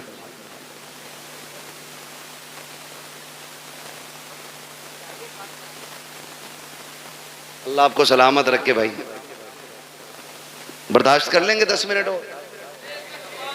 मुझे मालूम है मैं पंखों में बैठा हूँ, कुछ लोगों पे पंखा भी नहीं होगा, मगर इस मोहब्बत से बैठे, अल्लाह सलामत रखे, है ना। जरा सारे कह दें या रसूल अल्लाह, अल्लाह सलामत रखे। आज ना फरिश्ते जा करके ना ठेकेदार के बेटे की कब्र में अपनी जब रहमतों की गठरियां लौटते होंगे ना, तो बेटा पूछता होगा आज ये रोशनी किधर से आ रही है, तो कहते होंगे मुबारक हो, तेरे बाप ने तेरे सवाब के लिए हुजूर की महफिल सजा के रखी है। नबी की बातें उधर हो रही हैं, खुदा की रहमत इधर हो रही है। ये बड़ी बरकतों वाली महफिल है। लोग पता नहीं क्या समझें या ना समझें, मैं इसके बारे में नहीं जानता हूँ, लेकिन इतनी गुजारिश है, ये महफिल इतनी बरकतों वाली है, इतनी बरकतों वाली है। हम जो सुन्नी इस महफिल को सजाते हैं ना, इस महफिल को जो सजाते हैं, ये इतनी रहमतों वाली महफिल, इतनी बरकतों वाली है। इसमें जो आके बैठ जाता है बख्श दिया जाता है। असल बात है उस बख्शिश को बचा के रखना। आप आके बैठे, आप बख्श दिए गए, लेकिन अब कल से कोई काम ऐसा नहीं करना जो फिर वो नाराज हो। लेकिन हम कल से फिर वही भेड़ वाली चाल, जितने आके बैठ जाते वो सारे बोले बख्श दिए जाते। फरिश्ते कहते मालिक तेरी महफिल सजी थी, क्या बात है? और कहा मुझे तुझे कोई करीम कह रहा था, कोई तुझे रहीम कह रहा था, कोई तेरे महबूब की बातें कर रहा था। वो जन्नत की भी बात कर रहे थे। रब फरमाता उन्होंने मेरी जन्नत देखी है? कहा नहीं। कहा फिर उन्हें कैसे पता चला? मुझे देखा नहीं, यकीन कैसे? फरिश्ते कहते होंगे एक देखने वाले का कहा मान लिया है, बिन देखे तुझे हमने खुदा मान लिया है। तो मालिक उनसे तेरे महबूब ने कहा खुदा है, तो उन्होंने कह दिया है। तेरे महबूब ने कहा जन्नत है, तो फिर है। तेरे महबूब ने कहा दोज़ख है, तो फिर अल्लाह सलामत रखे। ये सुन्नियों का अकीदा है। हुजूर ने कह दिया है तो तुम्हारे मुंह से जो निकली वो बात हो के रही। मेरे नबी कभी झूठ बोलते ही नहीं। उन्होंने कहा है तो है। मालिक तेरे महबूब ने कहा, उन्होंने मान लिया। कबिन दे के कहा हाँ। रब फरमाता गवाह हो जाओ, जितने आए बैठे मैंने सबको जन्नती बना दिया है। फरिश्ते कहते हैं अल्लाह एक तो गुजर के जा रहा था मंडल लेने, मतलब किसी भी काम से, और वो मौलवी को देख के रुक गया, या खाली लाइटिंग देख के रुक गया, भीड़ देख के रुक गया, उसका मकसद जलसे में आना नहीं था। रब फरमाता फरिश्तों मैंने उसे भी माफ कर दिया। अल्लाह वो क्यों बख्शा गया? रब फरमाता वो कोई भी था, लेकिन महफिल तो मेरे महबूब की थी ना। फरिश्तों में उस गुनाहगार को देखूं या अपने महबूब को देखूं? मैंने महबूब के सदके में सारे ही बख्श दिए। बख्शे तो सब जाते हैं, असल है बचाना। इस बख्शिश को कितने बचाते? सुबह ही निकले और गाली बक दी सामने वाले को दाढ़ से। पहली बात तो आगा ना मस्जिद में, और आगा भी ना तो कह रहा तुझे पता रात कल हुआ घर में पुलिस आई थी। मतलब जो बात कहीं किसी को पता नहीं, मस्जिद में अगली सफ में बैठ के कह रहा। हाँ कह रहा तुम्हें पता है? हाँ कि उसके लोंडे को पुलिस ले गई। और भाई सबसे पहले यही करने को मिला था तुम्हें, क्या नतीजा? ज़बानें भी साफ रखो, दिल भी पाक रखो। और मस्जिद में बैठ के कह रहा भाई कितना दान हुए तेरे? दान कितने हुए? क्यों मंडी में बैठाया, आज की दुकान पे आया, तो बीज का प्रचार कर रहा है। मस्जिद है, मस्जिद है। एक ही सफ में खड़े हो गए महमूद व अयाज, ना कोई बंदा रहा ना कोई बंदा नवाज। ये बंदगी की जगह है, गंदगी की जगह नहीं। यहां बंदगी कीजिए, क्विंटल और किलो ना नापिए। ये सारी हरकतें हम लोग कर देते हैं, सारी हरकतें। इतनी अजमतों वाली महफिल है ये, जिसके नाम से सजाती जाती है अल्लाह अपने करम से उसकी भी मगफिरत फरमा देता है। कहीं ना दकियानूसी सोच रखने वाले कहते हैं यार सुनो तो, मिलाद सिर्फ मैयत के लिए है, शादी में तो डीजे ही बजना चाहिए। याद रखिएगा हुजूर की महफिल है और रिश्ता हमारा हुजूर से मजबूत है। हम अक्सर कहते हैं मरने की तरफ देख ना जीने की तरफ देख, जब चोट लगे दिल को मदीने की तरफ देख। हमें तो दुख भी मिलता है ना, तब भी हम हुजूर को याद करते हैं, तब भी हम हुजूर को याद करते हैं। और फरमाया गया ना, अल्लाह किसी से बेटा ले, माँ बाप से अल्लाह बेटा ले, किसी का जवान बेटा अल्लाह ले, और वो माँ बाप उस बेटे की मैयत पे सब्र करे तो अल्लाह उनको बदले में बेहिसाब जन्नत अता फरमाएगा। वो तो कुछ लेता भी बेवजह नहीं, जो भी लेता है उसका सिला देता है, जबकि सब कुछ उसी का है, सब कुछ उसी का। मैंने रुमाल दिया कारी नासिर को, फिर ले लिया, और ये कहे इसका बदला दें, तो कहेंगे बदला क्यों भाई, बदला क्यों, मेरा था मैंने ले लिया। मैं अपना दे करके इनसे लूं, फिर इनको बदले में और इससे बेहतर चीज दूं, तो लोग कहेंगे बड़ा अच्छा आदमी है यार। अगर बंदा ये करे तो लोग तारीफ करने लग जाते हैं, वो रब कितना करीम है, बेटा उसी ने दिया। हमें सांसें, हमें सांसें, माँ बाप बहन भाई, अगर वो ले ले उसी का है ना। और इस पे अकीदे के मजबूत थे हुजूर के सहाबा, इतने मजबूत थे, इतने मजबूत थे कि हंसते हंसते जान दे देते थे, लेकिन फिक्र नहीं करते थे, फिक्र नहीं करते थे। एक जंग हुई मुसलमानों से, कुछ मुस्लिम लोग कैदी बना लिए गए, कैदी बना लिए गए मुजाहिदीन, 3 मुजाहिदीन कैदी बने। तो वो जो ईसाई बादशाह था उसने कहा फांसी का फंदा लगाया जाए, फांसी का फंदा लगाया जाए। कहा क्यों, कहा इन्हें फांसी दे दी। फांसी का फंदा जब लटक गया ना और तैयारी हुई, वही पहले इसको लटकाओ, तो जो उसके पीछे खड़ा था वो दौड़ के आ गया, ना पहले मुझे लटका। कहा क्यों, कहा मैंने तुम्हारे आदमी सबसे ज्यादा मारे। जब उसने इतना कहा तो पीछे से तीसरा आ गया, कहा नहीं पहले फांसी मुझे दो। कहा तुझे क्यों भाई, कहा ये मारता जरूर था लेकिन रास्ते तो मैं ही बताता था, मैं ही बताता था। फिर पहला आगे आ गया, कहा नहीं फांसी मुझे पहले दी जाए। कहा तूने क्या किया है, कहा सुने ये रास्ते बताता था, ये मारता था, लेकिन जब ये लौट के जाते थे मैं कहता था यार और काफिर मारने हैं, ठहरो, का मैं इनको पकड़ पकड़ के फिर लाता था, फिर तुम्हारे लोगों को मरवाता था। उसने कहा तुझे मौत से डर नहीं लग रहा है, कहा नहीं। कहा किस लिए नहीं लग रहा है, कहा हमने महबूब के कदमों में जिंदगी पाई है, हमने हुजूर की चौखट पर जिंदगी पाई है, हमारे नबी ने हमें बता दिया है कि हमारे नबी ने बता दिया है मरने की देर है, जन्नत के रास्ते खुले मिलेंगे। कहा जो तू चाहे कर ले, हमें जिंदगी उतनी प्यारी नहीं है जितनी रब की राह में हमें मौत प्यारी है।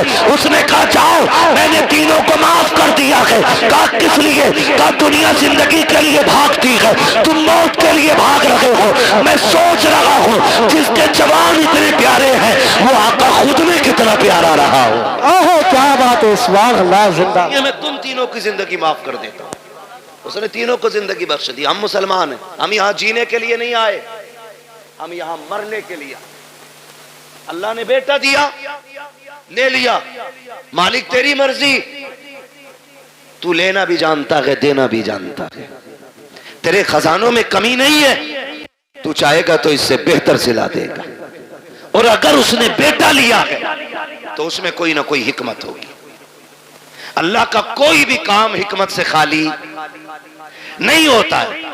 और अगर आप ये सोचें पता नहीं मेरे बेटे का क्या हो रहा होगा, मेरा बेटा क्या होगा, मेरे बेटा कब्र में है, मेरे बेटा यहाँ होता तो ऐसा होता, मेरा बेटा यहाँ होता तो वैसा होता, ऐसे बैठ के बातें करता, वैसे बैठ के बातें करता, याद करना प्यारे, मौत से डर उस वक्त तक लगता है जब तक मौत आ नहीं जाती है। जब मोमिन को मौत आ जाती है तो फिर वो जीना नहीं चाहता है, फिर वो रब की रहमतों को इतने करीब से देख लेता है, इतने करीब से देख लेता है कि फिर उसके बाद अगर उसे जिंदगी लौटाई भी जाए तो फिर वो जिंदा होना नहीं चाहता है। वो जानता है जितना करीम मेरा रब है, कोई बाप बेटे से उतना प्यार नहीं करेगा, कोई माँ औलाद को इतना नहीं चाहेगी, कोई खानदान बेटे को इतना प्यार नहीं देगा जितना रब अपने बंदे से प्यार करता है। जितनी रहमत है उसकी अपने बंदों के साथ होती है। तो दिल तोड़े ना किया करो, उदास ना हुआ करो, उसकी मर्जी है, उसने ले लिया। मालिक जिसमें तू राजी है उसमें मैं राजी हूँ, ये सोच के जिंदगी गुजार जा। जब तू खबर में आएगा मैदान महशर में वो कहेगा मेरे बंदे परेशान ना हो, आज जिसमें तू राजी है उसमें मैं राजी हूं। ओहो क्या बात है, सुभान अल्लाह सुभान अल्लाह। इसलिए रब की रजा पे राजी रहना, रब की रजा पे राजी रहना, अपनी फिक्र करनी है। किसकी? अपनी फिक्र। फरमाया गया कि जब मलकुल मौत रूह निकाल के जाते ना और घर में रोया पिटाई पड़ती है तो मलकुल मौत ठहरते और आवाज दे के कहते हैं घर वालों अगर तुम्हें अपने अंजाम का पता चल जाए, काश तुम ये समझ जाओ एक दिन तुम्हें भी ऐसे ही मरना है और तुम्हें पता चल जाए मरने के बाद की जिंदगी, तो वो कहते हैं कि तुम फिर इसके बजाय अपने आप पे रोगे। अपनी फिक्र करें, अपनी मरने से पहले लोगों के हक अदा करके जाएं, हक अदा करके जाओ। तख्ती लगी पड़ी है कब्र पे बड़े लंबे अलकाबात के साथ, फला हाजी मरहूम, भाई किसी का नाम आ जाए बुरा मत मानना, अच्छन खां पुत्तन खां बब्बन खां, लग गई तख्ती। एक बार तख्ती लगी है फिर उसके बाद कोई फूल डालने भी नहीं आता। फूल तो क्या, कब्र बैठ जाए तो मिट्टी डालने भी लोग नहीं आते। तू तख्ती लगा के तेरे बच्चों ने सोच लिया हक अदा हो गया। जो हराम की जमीन मारी थी ना, खा औलाद रही है, लठिया तुझ पे फिरेगी, ये याद रखना। और बेटों से कहो तुम वापस कर दो, कह रहे हमने थोड़ी लूटी है, तो अब्बा ने लूटी थी, हमें तो विरासत में मिली है। क्यों? माले गनीमत है, माले गनीमत है। तेरी मेरी औकात क्या है? समझ तो सही। हुजूर के विसाल का वक्त करीब आया, आका करीम सहाबा का सहारा लेकर के चौक में आए, फरमाया बिलाल मदीने में ऐलान कर दो, हो सकता है आज मेरी लोगों से आखिरी मुलाकात हो। हजरत बिलाल ने जब यह ऐलान किया लोग चीख पड़े, रोते हुए दौड़े गलियों में और चौक में भीड़ लग गई। हुजूर सहाबा का सहारा लेकर के चौक में तशरीफ लाए, भीड़ लगी है हुजूर के दीवानों की। आज कह रहे अरे देखा जाएगा, 2 कुरान खानी फालतू करा देंगे अब्बा के नाम की, एक पतीला और ना सही,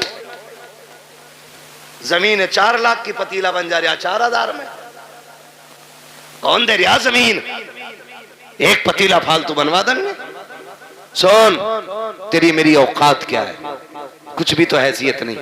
मेरे नबी को देख, खुदा की कसम हुजूर फरमाते हैं सहाबा मैंने 63 साल तुम्हारे बीच में गुजारे, तुम्हारे साथ रहा हूं। बशरी तकाजे के मुताबिक अगर किसी को कोई तकलीफ हो गई हो तो आज वो बदला ले ले या माफ कर दे।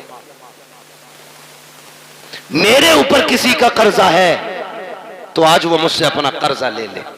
सहाबा की आंख में आंसू आ गए, या रसूल अल्लाह आपसे मांगेंगे? फरमाया मैं अपने रब से इस हाल में मिलना नहीं चाहता कि मुझ पे किसी का एक सिक्का भी हो। ये कौन कह रहा है? वो कह रहे हैं जिन्होंने बैतुल मुकद्दस में सारे नबियों की इमामत की है,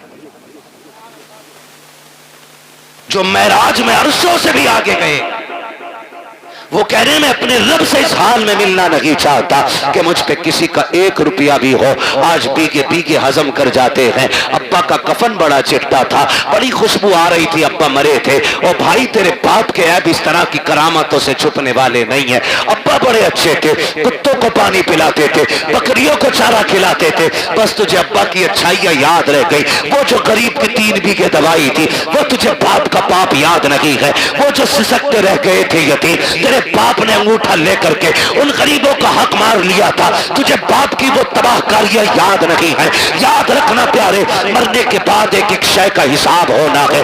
क्या तुमने नहीं देखा कब्रिस्तान पे जब बंदे को दफनाया जाता है, बेटे खड़े होके कहते हैं किसी पे मेरे बाप पे किसी का हक हो तो आके मुझसे ले ले। और गैरत आनी चाहिए, खाया तेरे बाप ने था, तू कब्र पे खड़े होकर के माफी मांग रहा है। कहता मेरे बाप को माफ कर देना, जब थप्पड़ उसने मारा था माफी उसी को मांगनी थी, हक उसने खाया था माफी उसी को मांगनी थी। जब तक वो माफी नहीं मांगेगा हिसाब इतनी जल्दी बराबर सराबर नहीं होगा। मरने की तैयारियां करो मेरे यार। कोई मुखिया हो, प्रधान हो, जमींदार हो, ठेकेदार हो, मौत सभी को आनी है, कोई बचने वाला नहीं है। आका करीम फरमाते हैं लोगों किसी का मुझ पे कुछ हो तो आकर के ले लेना। जब इतनी बात कही है सहाबा की चीखें निकल जाती हैं। एक सहाबी नाम हजरत उकाशा है, उठ के खड़े हो जाते हैं, कहते हैं या रसूल अल्लाह मेरा आप पे हक है। आका फरमाते कौन सा हक है? कहा या रसूल अल्लाह आप सफे सीधी फरमा रहे थे, उसी बीच में सवारी को मारते हुए अचानक आपकी छड़ी मेरे लग गई थी। आका मेरे कमर पे आपका कोड़ा लगा था, मुझे उसका बदला चाहिए। जैसी इतनी बात उकाशा ने कही है अबू बकर उमर तड़प जाते हैं। हुजूर की तबीयत इतनी अलील है कि सरकार अपने सहारे खड़े नहीं हो पा रहे हैं। बुखार की शिद्दत इतनी है कि एक रंग आ रहा है, एक जा रहा है। सहाबा कहते हैं उकाशा शर्म तो कर, ये वही है जिन्होंने जन्नत का रास्ता बताया है, ये वही है जिन्होंने हमें वहदानियत सिखाई है, ये वही है जिन्होंने हमें रब से मिलाया है। इनसे बदला लेने की बात कर रहे हो। उकाशा कहते मुझे मेरा बदला चाहिए। आका करीम फरमाते हैं सहाबा ठहर जाओ। कहते या रसूल अल्लाह बदला ऐसे नहीं। कहा फिर कहा आपका जो कोड़ा लगा था आज मुझे वही कोड़ा चाहिए, वही कोड़े से मुझे बदला लेना है। मेरे नबी ने इतना सुना, फरमाते हैं सलमान जी या रसूल अल्लाह का हमारी बेटी खातून जन्नत के घर चले जाओ, उनके यहाँ से वो कोड़ा ले आओ। सलमान फारसी गए हैं, कहते खातून जन्नत कहा जी का कोड़ा दे दीजिए। बेटी बेटी हुआ करती है खुदा की कसम। का क्या काम है कोड़े का? मुस्तफा ने मंगाया है। का मेरे बाप की तबीयत तो खराब है, कोड़े की जरूरत क्या पड़ गई है? का करीम ने आज ऐलान किया है जिसको जो बदला लेना है मुझसे ले ले। का उकाशा खड़ा हो गया है, हुजूर के हाथ से कोड़ा लगा था, आज वो बदला लेना चाहता है। खुदा की कसम खातून जन्नत ने इतना सुना है, तड़प जाती हैं। और यार रब से बेटे मांगते हो, बेटियां भी मांग लिया करो, इसलिए कि बेटे जायदाद के वारिस होते हैं, बेटियां बाप के प्यार की वारिस हुआ करती हैं। बेटे जायदाद बांटा करते हैं, बेटियां बाप के दुख को बांटा करती हैं। खातून जन्नत ने इतना सुना है, आंखों में आंसू भर लाई है। कोड़ा तो उतार लिया आपने, लेकिन दोनों शहजादे लेटे हैं चटाई पे।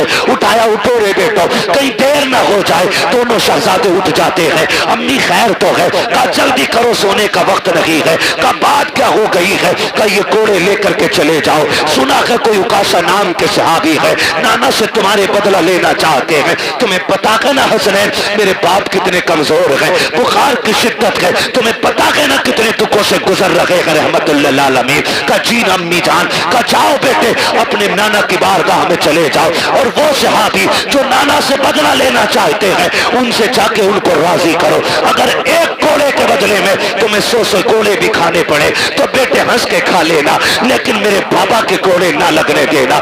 ये बेटियां हुआ करती हैं। जैसे शहजादों ने इतना सुना है, कोड़ लगाई है, आके उकाशा का हाथ पकड़ा, वहां तशरीफ लेकर के आए हैं जहां पे भीड़ लगी है। सहाबा खड़े हैं, कहते हैं चचा जरा सलमान बताओ तो सही वो कौन से सहाबी हैं जो हमारे नाना से बदला लेना चाहते हैं। हजरत उकाशा ने इशारा किया, वो जो खड़े हैं, हजरत उकाशा की तरफ इशारा किया, कहा वो जो खड़े हैं वही बदला लेना चाहते हैं। दोनों शहजादे दौड़ के आए हैं, आके हाथ पकड़ते हैं। इमाम हसन ने दाना हाथ पकड़ा है, इमाम हुसैन ने बाया हाथ पकड़ा है। कहते चाचा उकाशा ऐसा कीजिए, देखो हमारे नाना बीमार बीमार है, तबीयत अलील है, अगर आपको बदला लेना ही है, हम अपनी कमर लेके आए हैं, गर्दन हाजिर है, एक एक के बदले 100 कोड़े मार लो, हमें जितना चाहो मारो, लेकिन हमारे नाना पे कोड़ा ना उठा लेना। ये हमारी माँ को गवारा नहीं होगा। अगर हमारे बाप के नाना के कोड़ा लग गया, हम अपनी माँ को जाके क्या जवाब देंगे? मेरे आका ने इशारा किया, शहजादों जरा हट जाओ। अल्लाह अकबर, शहजादे हट जाते हैं। उकाशा कहते हैं या रसूल अल्लाह, जिस वक्त कोड़ा लगा था उस वक्त मेरी पीठ पे कपड़ा नहीं था। आका आप अपनी कमीज उतार दीजिए। खुदा की कसम, जिस वक्त इतना कहा है, अबू बकर सिद्दीक दाढ़ी लेके आगे बढ़ते हैं। उकाशा देख तो सही यार, मेरी सफेद दाढ़ी की हया कर ले, एक के बदले में जितने चाहे यार कोड़े मार ले, मेरे यार को उंगली ना लगा देना। का खैर कर यार, ठहर जा, मेरे महबूब की कमीज ना उतरवा। उकाशा कहते हैं अबू बकर, ये मेरा और नबी का मामला है, हट जाइए। हजरत अबू बकर सिद्दीक रोने लग जाते हैं। उमर आगे बढ़ते हैं, कहते यार पूरी जिंदगी इनके नाम पे गुजारी है, रब ने सारी इज्जतें में दी है, कैसा करो काशा, जितना चाहे कोड़े मार ले, लेकिन महबूब को हाथ न लगाना। हजरत उकाशा कहते उमर बीच में ना आइए। मेरे नबी फरमाते हैं अबू बकर उमर हट जाओ, दोनों हट जाते हैं। फिर उसके बाद मेरे नबी ने जब अपनी कमीज को हाथ लगाया है, जमीन कांपने लग जाती है, आसमान लरस जाता है। आज नबुव्वत के बदन से लिबास उतारा जा रहा है, वो भी कोड़े के लिए। सहाबा इकराम की चीखें निकल जाती है जब मेरे नबी ने कमीज उतार दी है। अल्लाह अकबर। उकाशा कहते हैं आका आप मेरी तरफ कमर कीजिए, उधर रुख कीजिए। जब मेरे नबी ने पीठ की है, सहाबा की चीखें निकल जाती है, एक दूसरे को देख करके बेहोश हो जाते हैं। हालत ये थी कि चीखें निकल रही है, सहाबा ने आंखें बंद कर ली है कि कोड़ा लगते हुए कैसे देखेंगे, लेकिन कुछ इस कोशिश में थे, जान भी देनी पड़े तो देते, लेकिन आका के कोड़ा ना लगने दिया जाए। मेरे नबी ने कमीज उतार दी है, रुक किया के पीठ का उकाशा की तरफ, कहते उकाशा यार बदला ले ले, ये तेरा हक बनता है मेरे ऊपर। जैसी इतनी बात कही है, हजरत उकाशा ने कोड़ा फेंक दिया है, जाके मेरे नबी की कमर से लिपट जाते हैं। वो जो शानों के बीच में मोहरे नबुव्वत लगी थी, उसे चूमने लग जाते हैं। कहते या रसूल अल्लाह, उकाशा की औकात क्या है जो आपसे बदला ले सके? आका ये मैंने इसलिए किया, मैंने सुना था कि जो बदन आपके बदन से लग जाएगा उसे जहन्नम की आग नहीं जलाएगी। आका मैंने कमीज उतरवाई ताकि आपका बदन बिना कपड़े के हो जाए।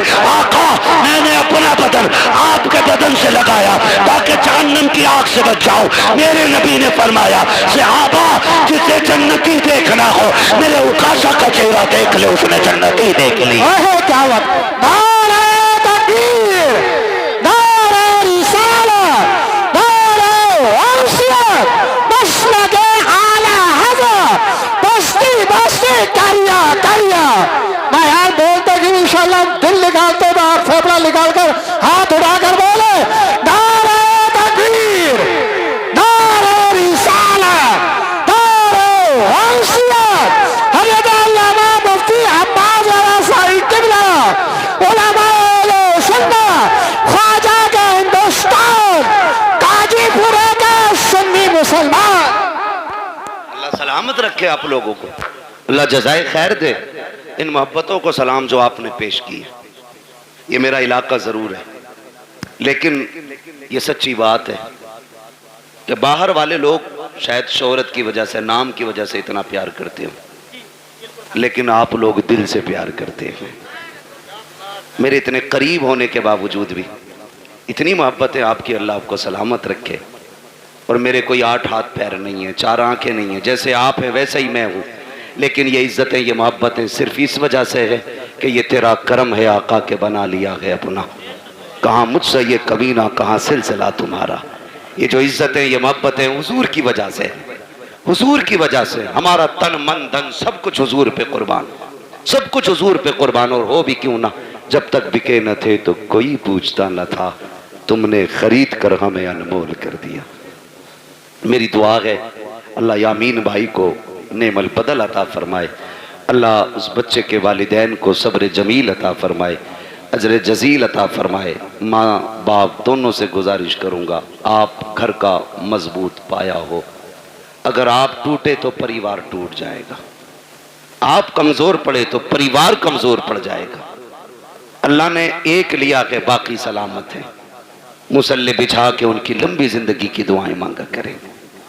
हाथ उठा के अपने रब को नाराज ना करना, नाशुक्री के जुमले बोल के मालिक क्यों ले लिया, मेरा तो एक ही बड़ा था ना, कभी ना कहना मालिक तेरी मर्जी है, तूने बेटा लिया है तू हमें भी तो ले सकता था।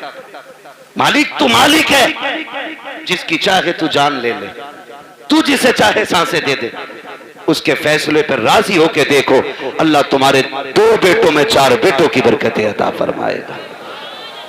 तुम्हारे इस चमन को इतना हरा भरा कर देगा कि कोने कोने से खुदा की रहमतें नजर आएंगी। खुदा की रहमतें, वो नवाजने वाला है ना, वो नवाजने वाला। शर्त है बंदा साबिर व शाकिर हो, साबिर व शाकिर हो। ये इम्तिहान होता है, इम्तिहान होता है।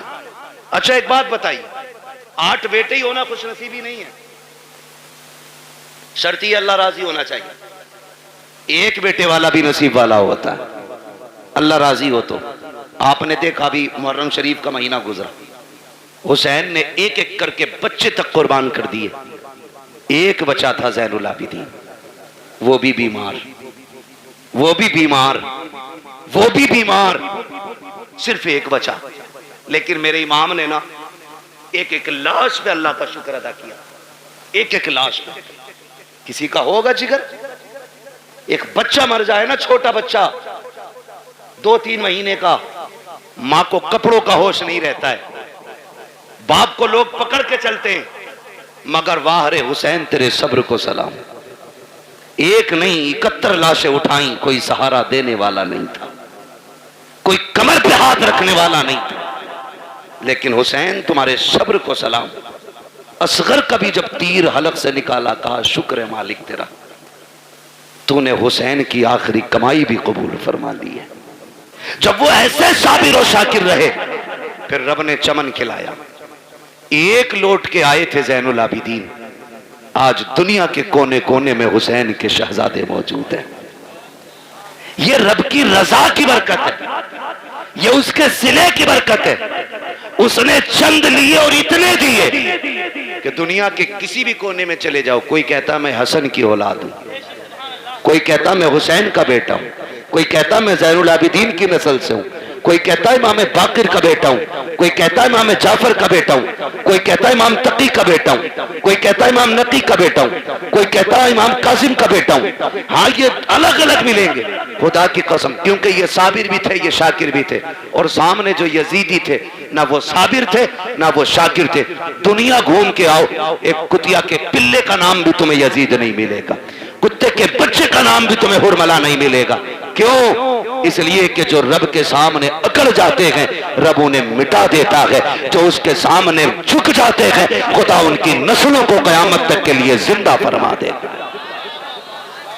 हमें रब के हर फैसले पर राजी रहना है, रब के हर फैसले पर राजी रहना है। अल्लाह यामीन भाई की बाकी नस्ल में बरकत अता फरमाए, बाकी बेटों की अल्लाह हिफाजत फरमाए। अल्लाह सब्र दे, दुख तो होता ही अपने जाने का, लेकिन सब्र का दामन न छूटे। मज़ा तो तभी है जब आंख में आंसू हो और बंदा फिर भी कहे शुक्र है मालिक तेरा, शुक्र है मालिक तेरा। अल्लाह ताला हमारे यामीन भाई और इनके तमाम अहले खाना को सब्र जमील अजर जजील अता फरमाए। फरमाया गया इन्नल्लाह मअस साबिरीन, अल्लाह सब्र करने वालों के साथ है। भाई मैं आपसे भी यामीन भाई से भी गुजारिश करूँगा, माँ तो चूँकि माँ होती है, माँ का दिल बड़ा नरम होता है, बड़ा नरम माँ का दिल होता है। इसलिए कि अगर बेटा खाना ना भी खाए तब भी माँ रो देती है। माँ बेटा शाम को लेट आए तो माँ फिर रोने लग जाती है। बेटा अगर एक दिन के लिए गायब हो जाए माँ रोने लग जाती है। तो माँ का दिल बड़ा नर्म होता है। जिम्मेदारी घर वालों की है, माँ को बस इतना बताना, ये यकीन कर कि अल्लाह की नेमत थी उसी ने ले ली है और वो उसका बेहतर सिला देगा। अगर हम साबिर रहे बेटे के इस वफात पे तो रब हमें बेहिसाब जन्नत भी अता फरमाएगा। बेशक ये भी कोशिश हमें करनी है। अल्लाह सलामत रखे, बस जो हुए अगलात उनको माफ़ फरमाए रब्बे कायनात। जिंदगी ने दिया साथ, फिर होगी मुलाकात। चमन रहा, फूल खिलेंगे, जिंदगी रही, फिर मिलेंगे। मुसाफिर हैं हम भी, मुसाफिर हो तुम भी, किसी मोड़ पर फिर मुलाकात होगी। फकीरान आए सदा कर चले, सदा खुश रहो ये दुआ कर चले। सारे लोग कलमा शरीफ पढ़ लीजिए, ला इलाहा इल्लल्लाह मुहम्मदुर रसूलुल्लाह व मा अलैना इल्लल बलाग। मेरे भाई 1.5 घंटा हो गया है। अल्लाह आपको सलामत रखे। इंशाअल्लाह फिर कभी किसी शादी में भी बुला लिए। जी जी जी। वालेकुम सलाम व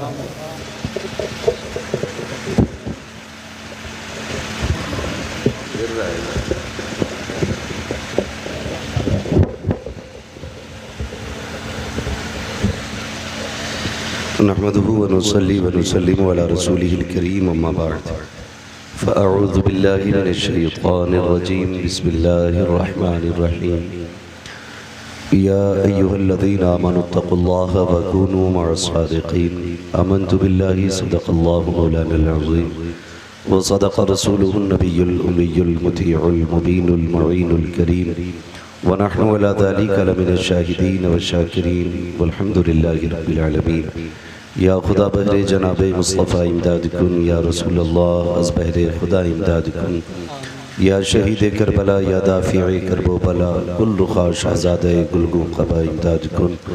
गौसे आज़म बने बेसरो सामा मददे क़िबले दी मददे काबे ईमा मददे बगिरदा बे बला उफ्ताद कश्ती मदद कुन मदद कुन मदद कुन या मुईनुद्दीन चिश्ती क़ादरी यमनारे या गौसे आज़म भी ज़नम दमज़ शेख अहमद रज़ा ख़ान क़ुत्ब आलम भी ज़नम बलग़ल उला बिकमालिही कशफ़त दुजा बिजमालिही हसनत जमीअ ख़िसालिही सल्लु अलैहि व आलिही।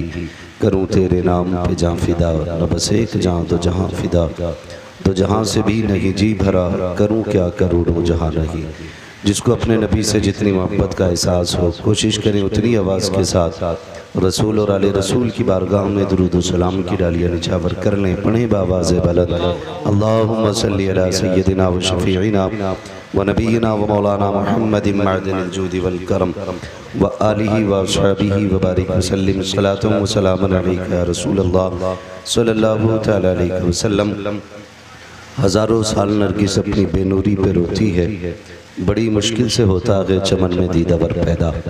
अज़ीज़ान मिल्लत इस्लामिया, आज मैं जो कुछ भी हूँ आप हज़रात के सामने या दुनिया में जहाँ तक लोग मुझे जानते हैं उसमें मेहनतें और दुआएं मेरे असातिज़ा इकराम की शामिल हैं।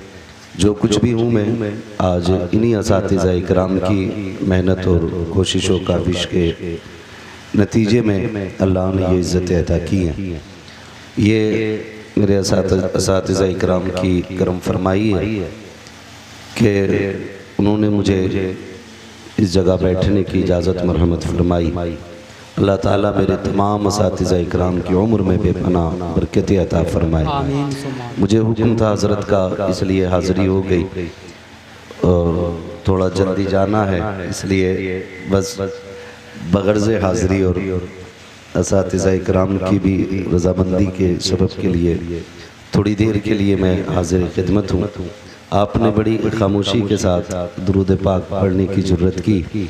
मैंने आपसे दुरूद पाक पढ़ने के लिए कहा, कुछ लोग बातें करते रहे और कुछ मुँह देखते रहे। हुजूर की बात जब भी आया करे ये याद रखें कि हुजूर के मामलात में कभी भी कोई कोताही नहीं होनी चाहिए। बात दुरूद पाक की हो तो फिर उस रिश्ते के साथ दुरूद पाक पढ़ा करें जो हम रिश्ता महसूस करते हैं। ये सबसे ज़्यादा ज़रूरी है और हर काम में ये ज़रूरी नहीं कि कोई डंडा लेके पीछे खड़ा हो तभी वो काम किया जाए। जब तक काम में इखलास नहीं आता है उस वक्त तक बरकतें और तरक्कियाँ हासिल नहीं होती हैं। एक बार और बाबा से बुलंद दुरूद पाक पढ़ने अल्लाहुम्मा सल्ली अला सय्यदिना व शफ़ीइना व नबीना व मौलाना मुहम्मदिन मअदिनिल जूदि वल करम व आलिहि व अस्हाबिहि व बारिक व सल्लिम सलातुन व सलामुन अलैका या रसूलल्लाह सल्लल्लाहु तआला अलैहि वसल्लम। अभी आपने मेरे उस्ताद गिरामी हज़रत अल्लामा मौलाना मुफ्ती हनीफ साहब क़िबला के साहबजादे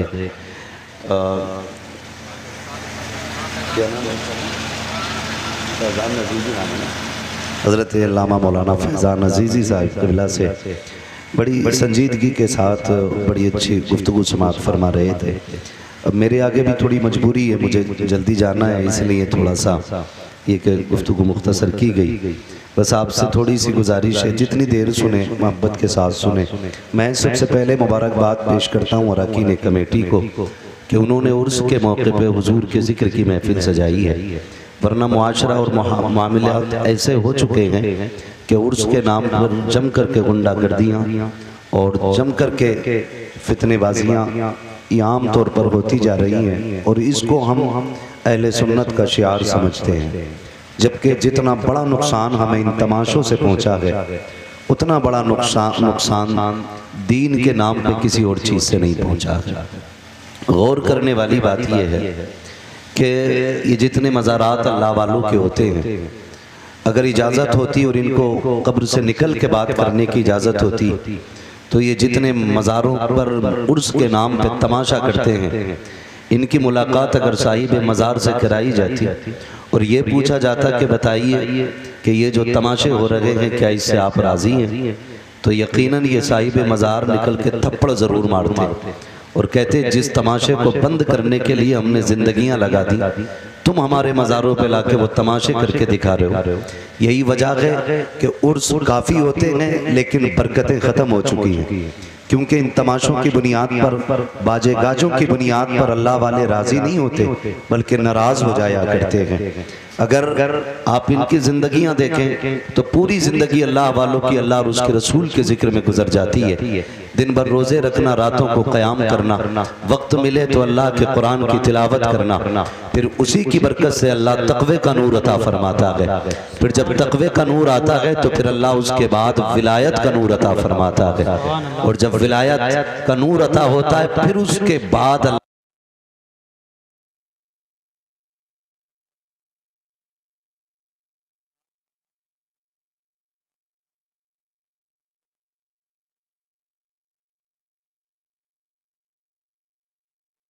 एक इधर होती है। हद तो तब हो जाती है जब नौजवान ये कहता है कि मज़ा नहीं आ रहा है, खाली मर्द नहीं होना चाहिए, एक खातून भी होनी चाहिए और जवाबी मुकाबला होना है। फिर जिधर का शेर भारी होता है उधर पैसे लुटाए जाते हैं। हम अपनी कौम मुस्लिम से एक बात पूछना चाहते हैं, फिलिस्तीन की सरजमीन पर बच्चे भूखे हैं, प्यासे हैं, ये तमाशों के नाम पर लाखों रुपयों में आग लगाने वालों, क्या तुमने थोड़ा सा पैसा फिलिस्तीन के भूखों के लिए भेजा?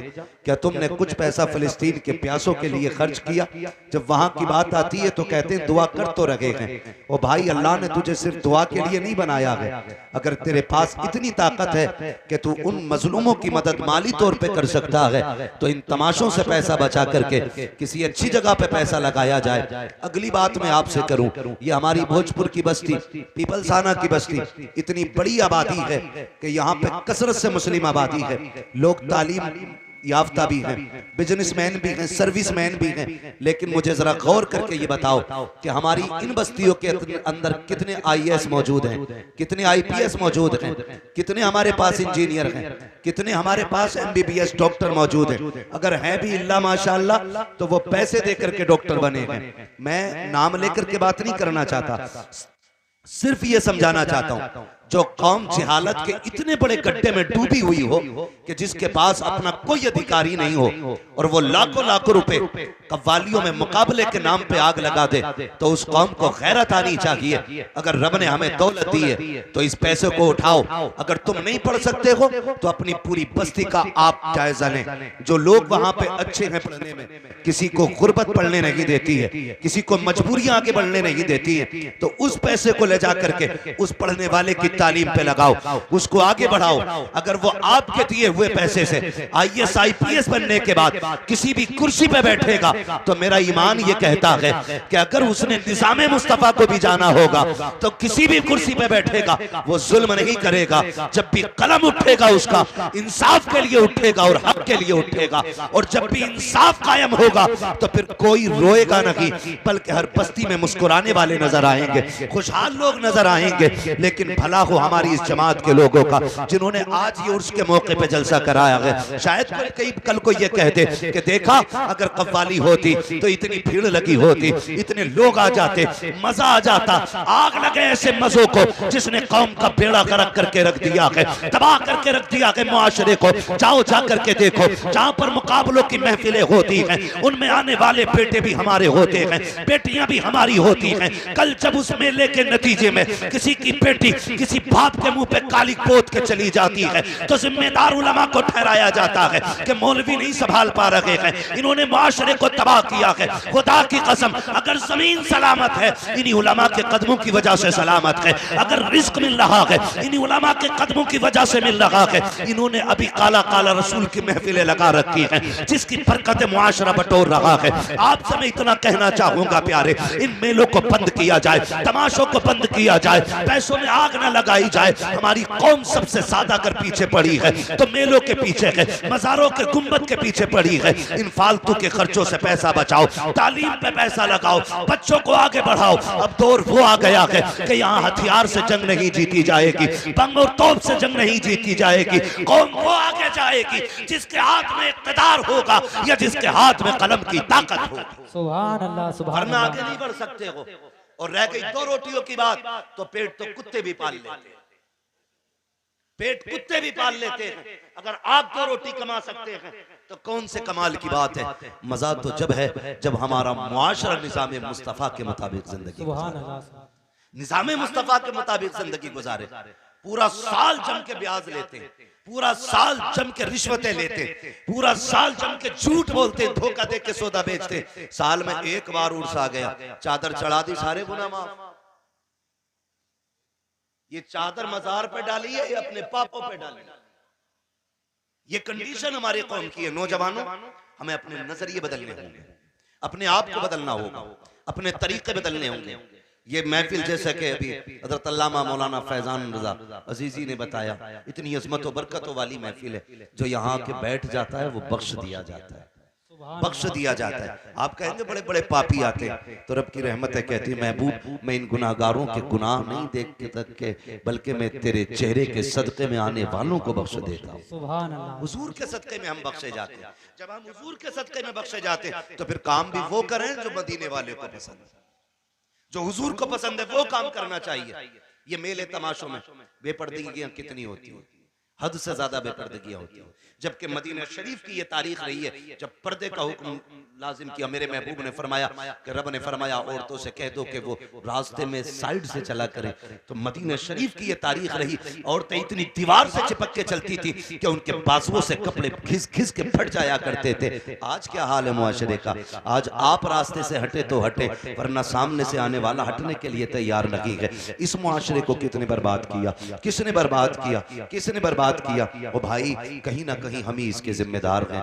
अल्लाह और उसके रसूल का खौफ करें। हमें क़यामत में अपने रब को मुंह दिखाना है, मुस्तफ़ा से मुलाकात करनी है, तो क्यों ना वो काम करें जब मरने के बाद जनाजा निकले तो बताने की जरूरत ना पड़े कौन गुजर के जा रहा है। तुम्हारे जनाजे का कफन ये बता दे, लहद में इश्क़ रुखे शह का दाग लेके चले। अंधेरी रात सुनी थी, चराग लेके चले, तेरे गुलामों का नक्शे कदम है रागे खुदा, वो क्या भटक सके जो ये सुराग लेके चले। सुभान अल्लाह। नारा तकबीर, नारा रिसालत, उलमाए अहले सुन्नत, हज़रत अल्लामा मुफ्ती अहमद रज़ा साहब क़िबला, नारा तकबीर, नारा रिसालत। माशाअल्लाह। और चादरों की भी हकीकत ही है। 6-6 किलोमीटर से हजरत कह रहे 70 गज की चादर ला रहे हैं। मैं ढोल के आ रहा है 70 गज की चादर 12 किलोमीटर से नौजवान लेके चले। ख्याल आता शायद सारे ही रोजा रख के चले होंगे। हर कदम पे 2-2 रकात नफल अदा करते आते होंगे। फर्ज तो फर्ज, तहज्जुद नहीं छूटती होगी। लेकिन जब पहुंचो और जब चादर आए तो देखो कोई भांग पी के आ रहा है, कोई चरस मार के आ रहा है, कोई रास्ते में थक गया था तो पौवा ही मार दिया। ये हकीकत हमारे मज़ारों की चादर की है। मसला के आला हजरत ये है कि अगर पहले से मज़ार पे चादर मौजूद है, जब तक वो बोसीदा ना हो जाए दूसरी चादर चढ़ाने की इजाजत नहीं। ये मसला के आला हजरत है। और धंधा बना लिया मुजावरों ने। मौलवियों को नहीं बुलाएंगे, जलसा नहीं कराएंगे, वरना पोल खुल जाएगी। हाँ, वो कह रहा कि ये मौलवी और मुफ्ती के फतवे हमें क्या रोकेंगे? अल्लाह ने हमें तेरी गर्दन काटने के लिए मुकल्लफ नहीं किया। हमारा काम सिर्फ बताना है। हम बता के जाएंगे, तुझे कोई नहीं रोकेगा। तू शैतान की औलाद है, मत रुक। पता चल जाएगा जब मर के कब्र में लेटेगा। वो लठियां चलेंगी, कोई बचाने वाला नहीं होगा। हाँ, मुजाबर मर रहे हैं, मजार बन रहे हैं सबके। ओ भाई, जो लायक मजार है उसका बनाओ। पतंगे शाह, मलंगे शाह, जुब्बे शाह, कंगन शाह, चुटिया शाह, लुटिया शाह, सारे मजार बना दिए। आने वाले दौर में इतने मजारों पे आने वाले नहीं होंगे जितने मजार नजर आए। हर एक का मजार न बनाओ, जो मजार के लायक है उसी का मजार बनाया जाए। पता चला कि ये किन का मजार है, कि ये वो हैं इनकी कभी पतंग कटी नहीं थी, लोगों ने उनका ही मजार बना दिया। ले भाई, इसकी पतंग नहीं कटी तो ये बाबा हो गया। डरें, अल्लाह के अजाब से डरें और खौफ करें। जो लायक हैं इसके उन्हीं का मजार बनना चाहिए। अब तो बिजनेस चल रहा चादरों में भी, 100-150 चादरें चढ़ जाती हैं रोज की उर्सों पे, और फिर अगले दिन वही मुजावर दुकान वालों को बेच देते हैं, फिर वही दुकान वाले फिर मजार पे बेच देते हैं। अल्लाह तौफीक दे। मैं मना नहीं करता आपको खर्च करने से, करना है ना, फिर एक काम करना, आप एक जोड़ा लाना और ढूंढ लेना तुम्हारी बस्ती में गरीब कौन है, कमजोर कौन है। फिर मजार वाले के पास जाना, कहना बाबा मैं चादर नहीं लेके आया, तेरी तरफ से फला यतीम के लिए जोड़ा लेके आया, सुभान अल्लाह, सुभान अल्लाह। तेरी जानिब से फला गरीब के लिए ये कपड़े लेके आया हूं। खुदा की कसम, अगर मजार वाले की जानिब से किसी गरीब की मदद की जाएगी, मजार वाला भी राजी हो जाएगा, काबे वाला भी राजी। सुभान अल्लाह, सुभान अल्लाह।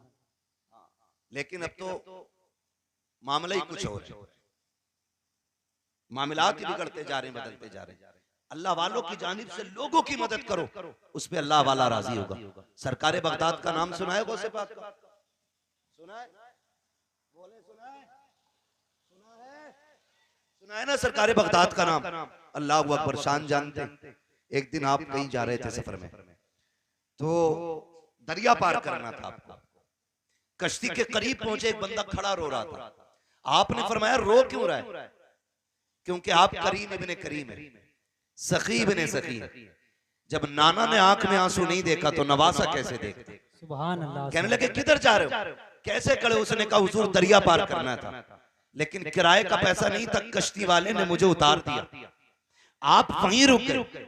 अपने शागिर्द से फरमाया जाओ मेरी दरसगाह में सोने के सिक्कों की थैली रखी है, वो उठा के ले आओ।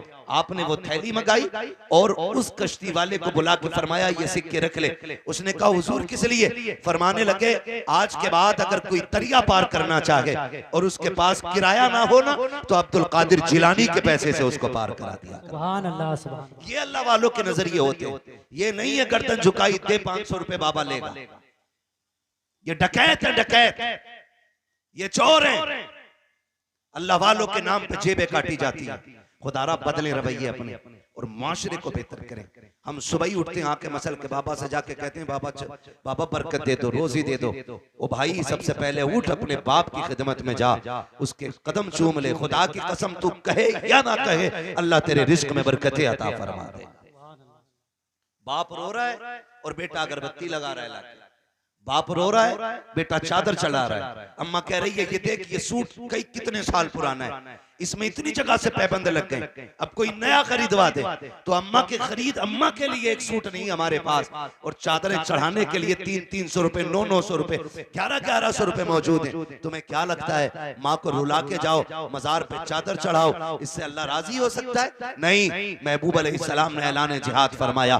एक सहाबी हुजूर की खिदमत में आ गए। आका करीम फरमाते कहां से आए हो? या रसूलुल्लाह फला गांव का रहने वाला हूं। मेरे नबी ने फरमाया बता पीछे किसे छोड़ के आया है? कहते हैं या रसूल अल्लाह माँ बाप छोड़ के आया हूँ। कोई और भी है? कहा नहीं आका। कहा किस हाल में छोड़ा है? कहा या रसूल अल्लाह मैं उन्हें रोता हुआ छोड़ आया हूँ। आका ने ये बात इसलिए छेड़ी थी क्योंकि मुस्तफा देख रहे थे जब वो घर से चला था, आका देख रहे थे जब वो घर से आया था, और सरकार देख रहे हैं, इसलिए बरेली के इमाम ने कहा है और कोई गैब क्या तुमसे निहा हो भला, जब ना खुदा की छुपा तुम पे करोड़ों दुरूद। आका करीम फरमाते हैं किस हाल में छोड़ा है? या रसूल अल्लाह उनकी आंख में आंसू थे। कहा उन्होंने रोका? कहा जी रोक रखे थे। फिर तूने क्या कहा? कहा अम्मी जान मुझे हुजूर की खिदमत में जाके शहीद होना है, शहादत का रुतबा लेना है। आका फरमाते जा वापस चला जा, जिन माँ बाप को रोता छोड़ाया है उन्हें जाके मुस्कुराहट दे दे, अल्लाह तुझे इसी में शहादत का सदका, शहादत का सवाब अता फरमा।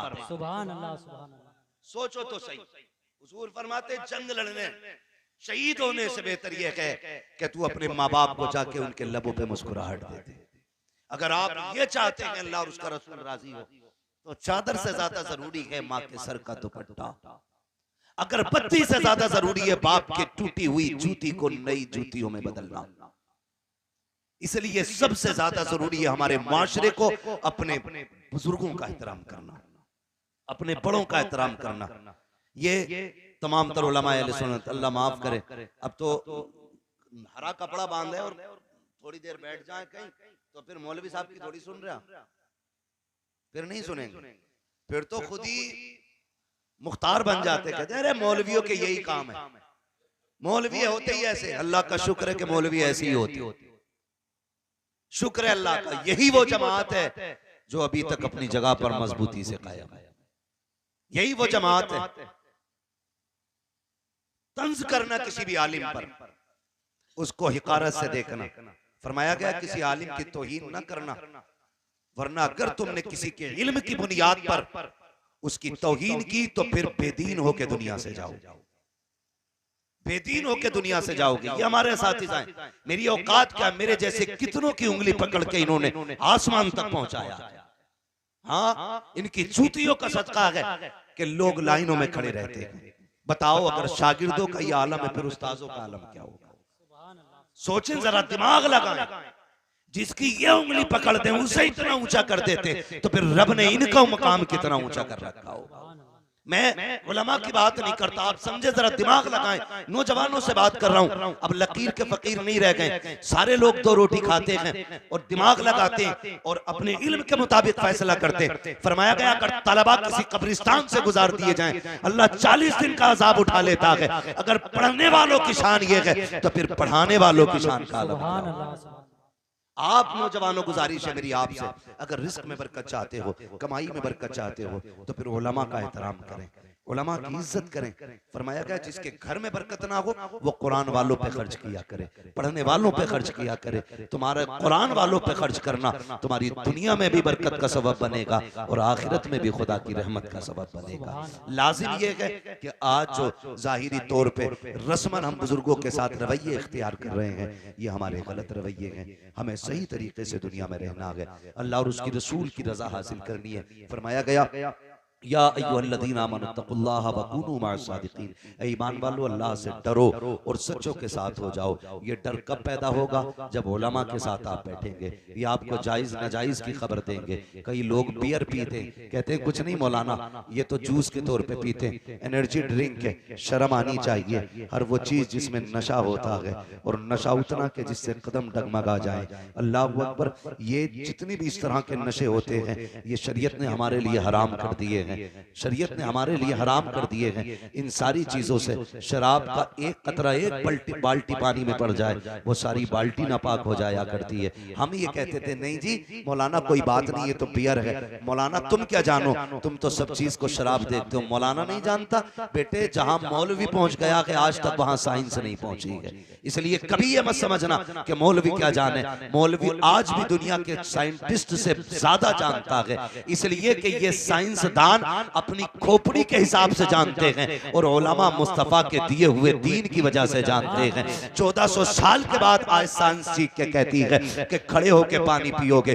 गुर्दे फेल हो जाएंगे, खड़े होके पानी पियोगे कैंसर हो जाएगा। 1400 साल पहले मेरे नबी ने बैठ के पानी पीना सिखाया था ताकि कयामत तक आने वाले ये लोग जान लें अगर लंबी जिंदगी जीनी है तो मुस्तफा के तरीके को अपनाना पड़ेगा। आज लाजिम है हुजूर के तरीके को अपनाया जाए, उलमा के साथ बैठें, हराम हलाल की तमीज करें, यूं ही मजार नहीं बन जाते। अला व मम्मा ताला हुब्बे आले मोहम्मद जअलल्लाहु क़ब्रहु मज़ार मलाइकतिर रहमा। खबरदार जो अहले बैत की मोहब्बत में दुनिया से जाता है अल्लाह उसकी कब्र को मजार बना दिया करता है, मजार बना दिया करता है। चूंकि मुझे जल्दी है, माजरत खा हूँ, इसलिए इजाजत चाहूंगा। बस जो हुए गलत उनको माफ फरमाए रब कायनात। जिंदगी ने दिया साथ, फिर होगी मुलाकात। चमन रहा, फूल खिलेंगे, जिंदगी रही, फिर मिलेंगे। सारे लोग कलमा शरीफ पढ़ लीजिए, ला इलाहा इल्लल्लाह मुहम्मदुर रसूलुल्लाह व मा अलैना इल्लल बलाग। अस्सलामु अलैकुम व रहमतुल्लाहि व बरकातहू।